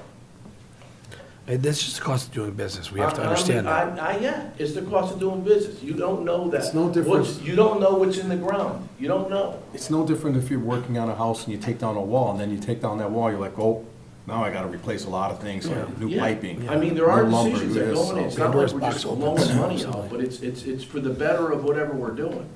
I mean, it's not like I built a new school back there, although I'm gonna be building a shed. I haven't done that yet, because I ran out of time. But that's gonna get probably dug up. I don't know when it's gonna get done, I thought the kids were building the shed.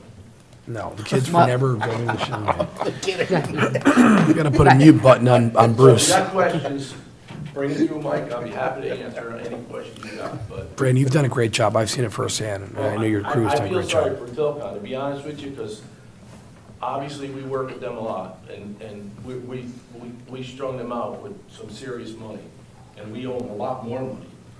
But, I mean, we don't write the bills for the schools, I mean, So is thank there, you. so is, Franny, is there a way to kind of appease both sides, right? Is there a way to, in the future, make sure that this gets communicated as quickly as possible to us so we know what's going on? Not necessarily for approval, but so that we know and we're aware of it. I So that, think this year was a really weird situation, because this was all last minute. You were having things We, torn. we were going into, school was supposed, we had Tilcon big, ready to go at the high school, like, it was, I don't know, January, February. That's the only project that we knew we were doing was the high school. right. So that was a time ticking. TBS was kind of a little bit later, but once we got them there, you know, I didn't let them go. I pulled them out of Groton Airport. They were leaving us to go to Groton Airport. I said, no, you're not. They came down to do our job down there and stayed and finished, because we were on time. We would have never finished anything down there. So, yeah, little bits and things that come up on a normal job. Well, even Robin Lane. Robin Lane, we had the crossover between engineers, and that's why that went over, because, you know, when the engineer had gone, we had plans for Robin Lane. So we did the takeoffs from that plan. And, you know, thank God Chris was with there, but we found out that the other part of the drainage that was getting replaced wasn't on the plan. So that was our 30-something thousand that we went over, because there was still drainage on the bottom section of the property that didn't get done. So that hit us hard, and we had a problem with curbing. So, I mean, stuff like that happens. I mean, you know, Yeah. that was just because I think, you know, it was just crossover, it was a mess up, and we did the takeoffs off the plans we had. You also did a lot of work there that you mitigated from not having to have, you took a lot of things away from having to go through Tilcon and did it with your folks. I've watched it happen. Yeah. Did a great job getting that Well, done. we always There was have- drainage issues there that were not anticipated. There was drainage that hadn't been looked at since the 1950s. So there's a lot of work to be done there, and, you know, you got a really great job in getting I that done. mean, it looks good. I mean, it was a lot, it's still a lot of work. It's still at the high school trying to finish up over there.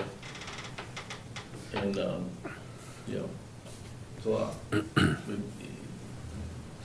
And we were down 4 guys, or 3 guys at the time, and now we're down 4. So it was, You had other things pop up too, like the police department, right? well, yeah, I mean, that's just the major jobs. All the other stuff, the roadside mowing, all that stuff. The grounds crew was going crazy this summer, you know, just. But yeah, the rest of the stuff that goes on daily still had to go on. You know, you have to do it. So.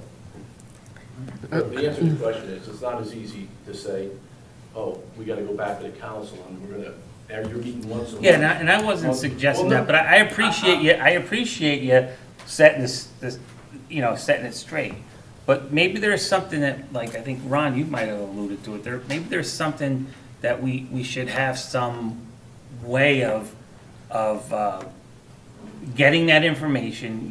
The job keeps going, but we already know what we have to do. You know what I mean? And start working the numbers, you know what I mean? Like you Because say, it's a timing thing. but then I guess the other side of that is everything's public, because we're a municipality, so it's not like we can just, you know, have a quick meeting and approve funds, I don't think, right? Everything has to be, We'd have to properly notice them. and- right, so that, I guess that's the other, you know, stumbling block we have as you know, when you're dealing with municipalities, right? Because everything's public, so. And once you shut them down, you No, I know. They're going to another job. Right, no, You know, I get They're that, not coming back.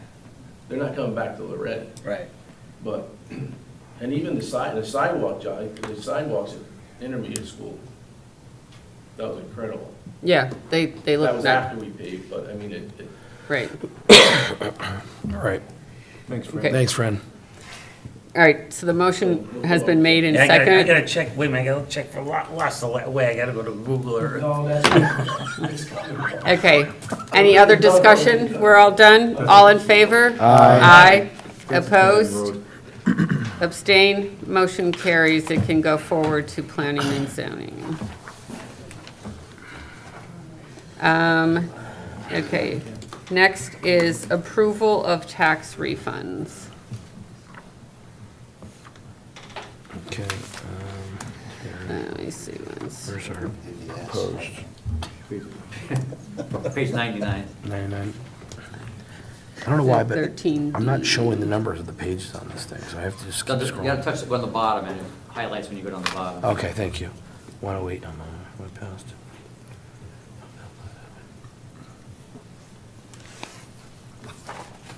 Almost there.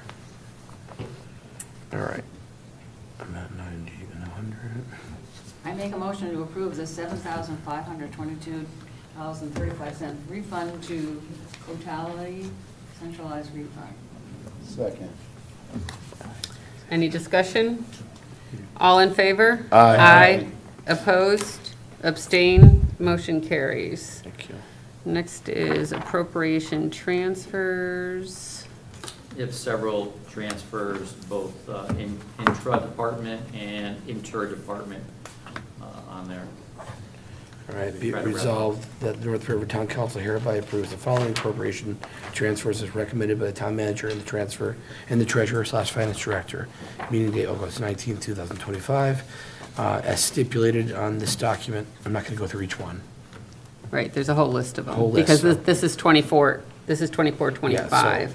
So there's a lot of them for Please fiscal year. take this list and add it to the motion. It starts at page, yeah. No, he's not reading it. One shot. Yeah, it's all at one shot. Yeah. At 102, and it ends on, 106, I believe. you are correct, 106, thank you. Okay. Or 107, sorry, there's 107.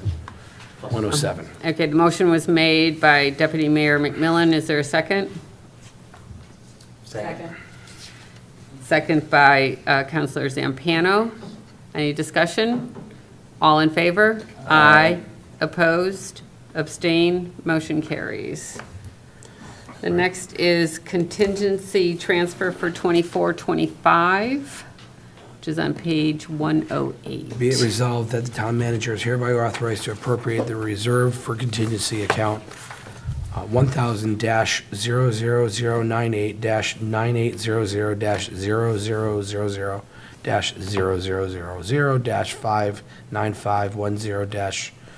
1000-0009-9800-0000-59510-5 more zeros, -5 more zeros, -3 more zeros. Second. Motion has been made by Deputy Mayor McMillan, seconded by Counselor Diamond. Discussion? All in favor? Aye. Opposed?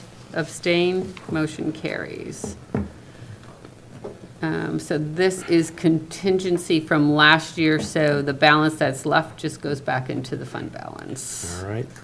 on there, The North so. Branford, the one for contingency So- transfer for. So now we're on contingency transfers for 25-26. And that's North Branford Town Council hereby authorized to transfer $70,000 from contingency to cover the annual merit raises for administrators at the direction of Town Manager Michael P. Downs.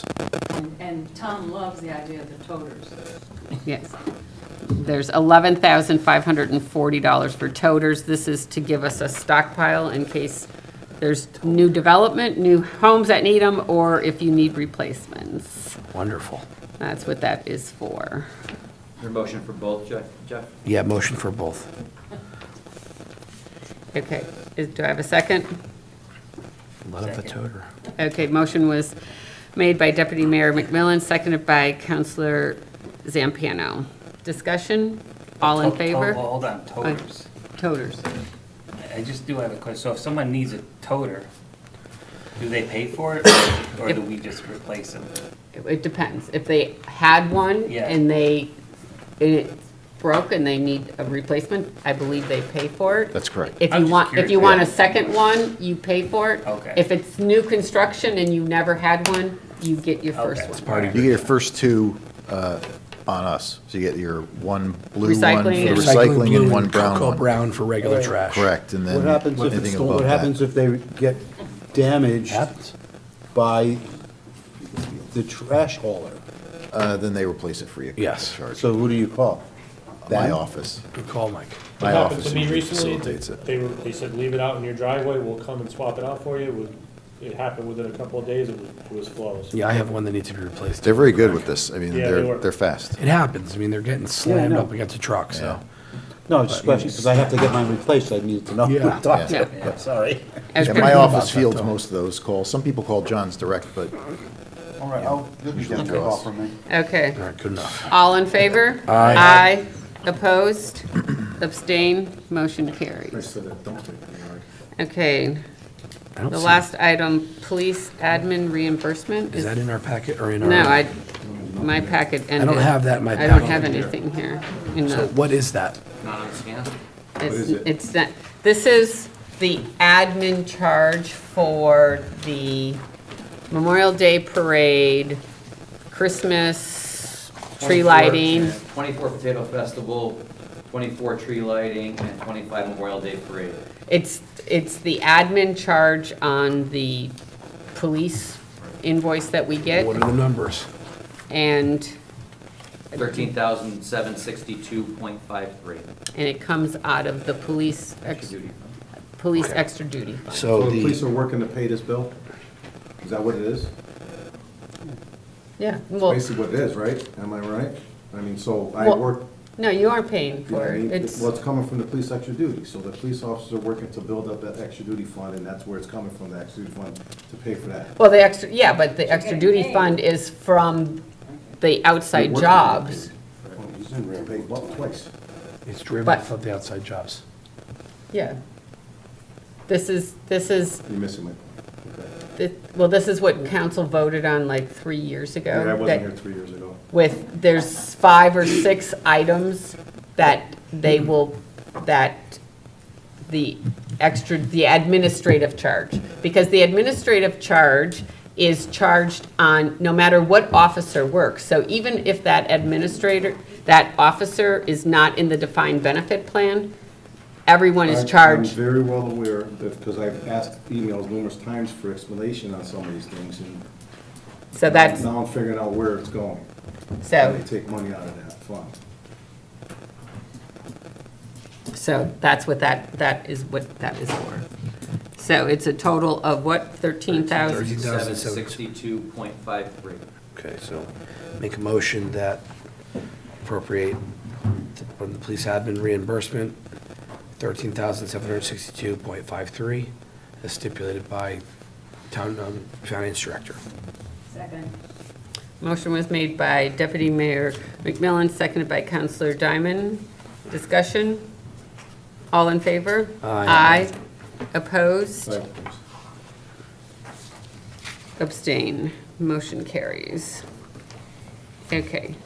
Next is citizen statements and petitions. Do we have any citizen statements? There are 3 citizen statements that submitted that will be part of the records. There's a statement from Kara Papa, Judy Bannon, and Gregory and Jill Fee that will become part of the minutes. Correct. Any other citizen statements? Okay.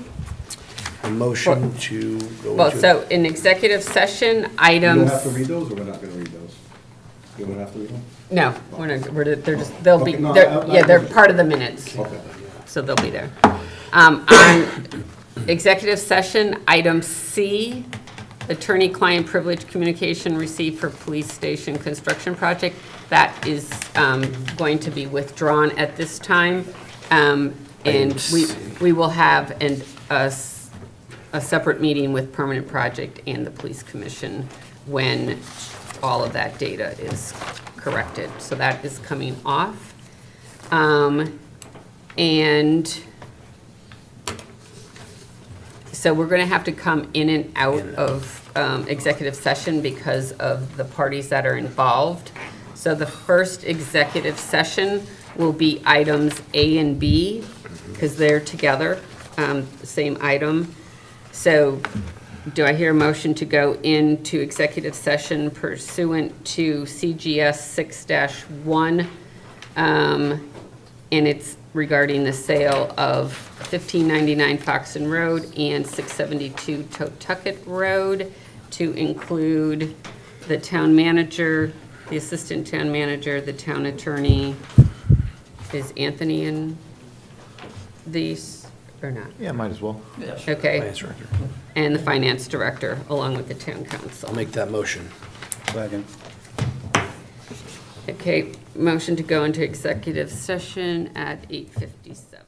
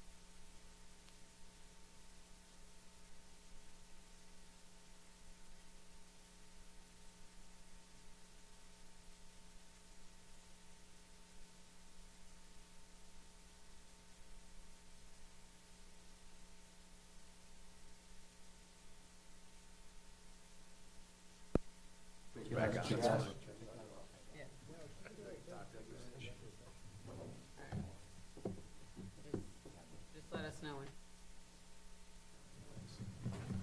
Okay, so we are going back to item 12D, award of bid number 926017 for 672 Tucket Road.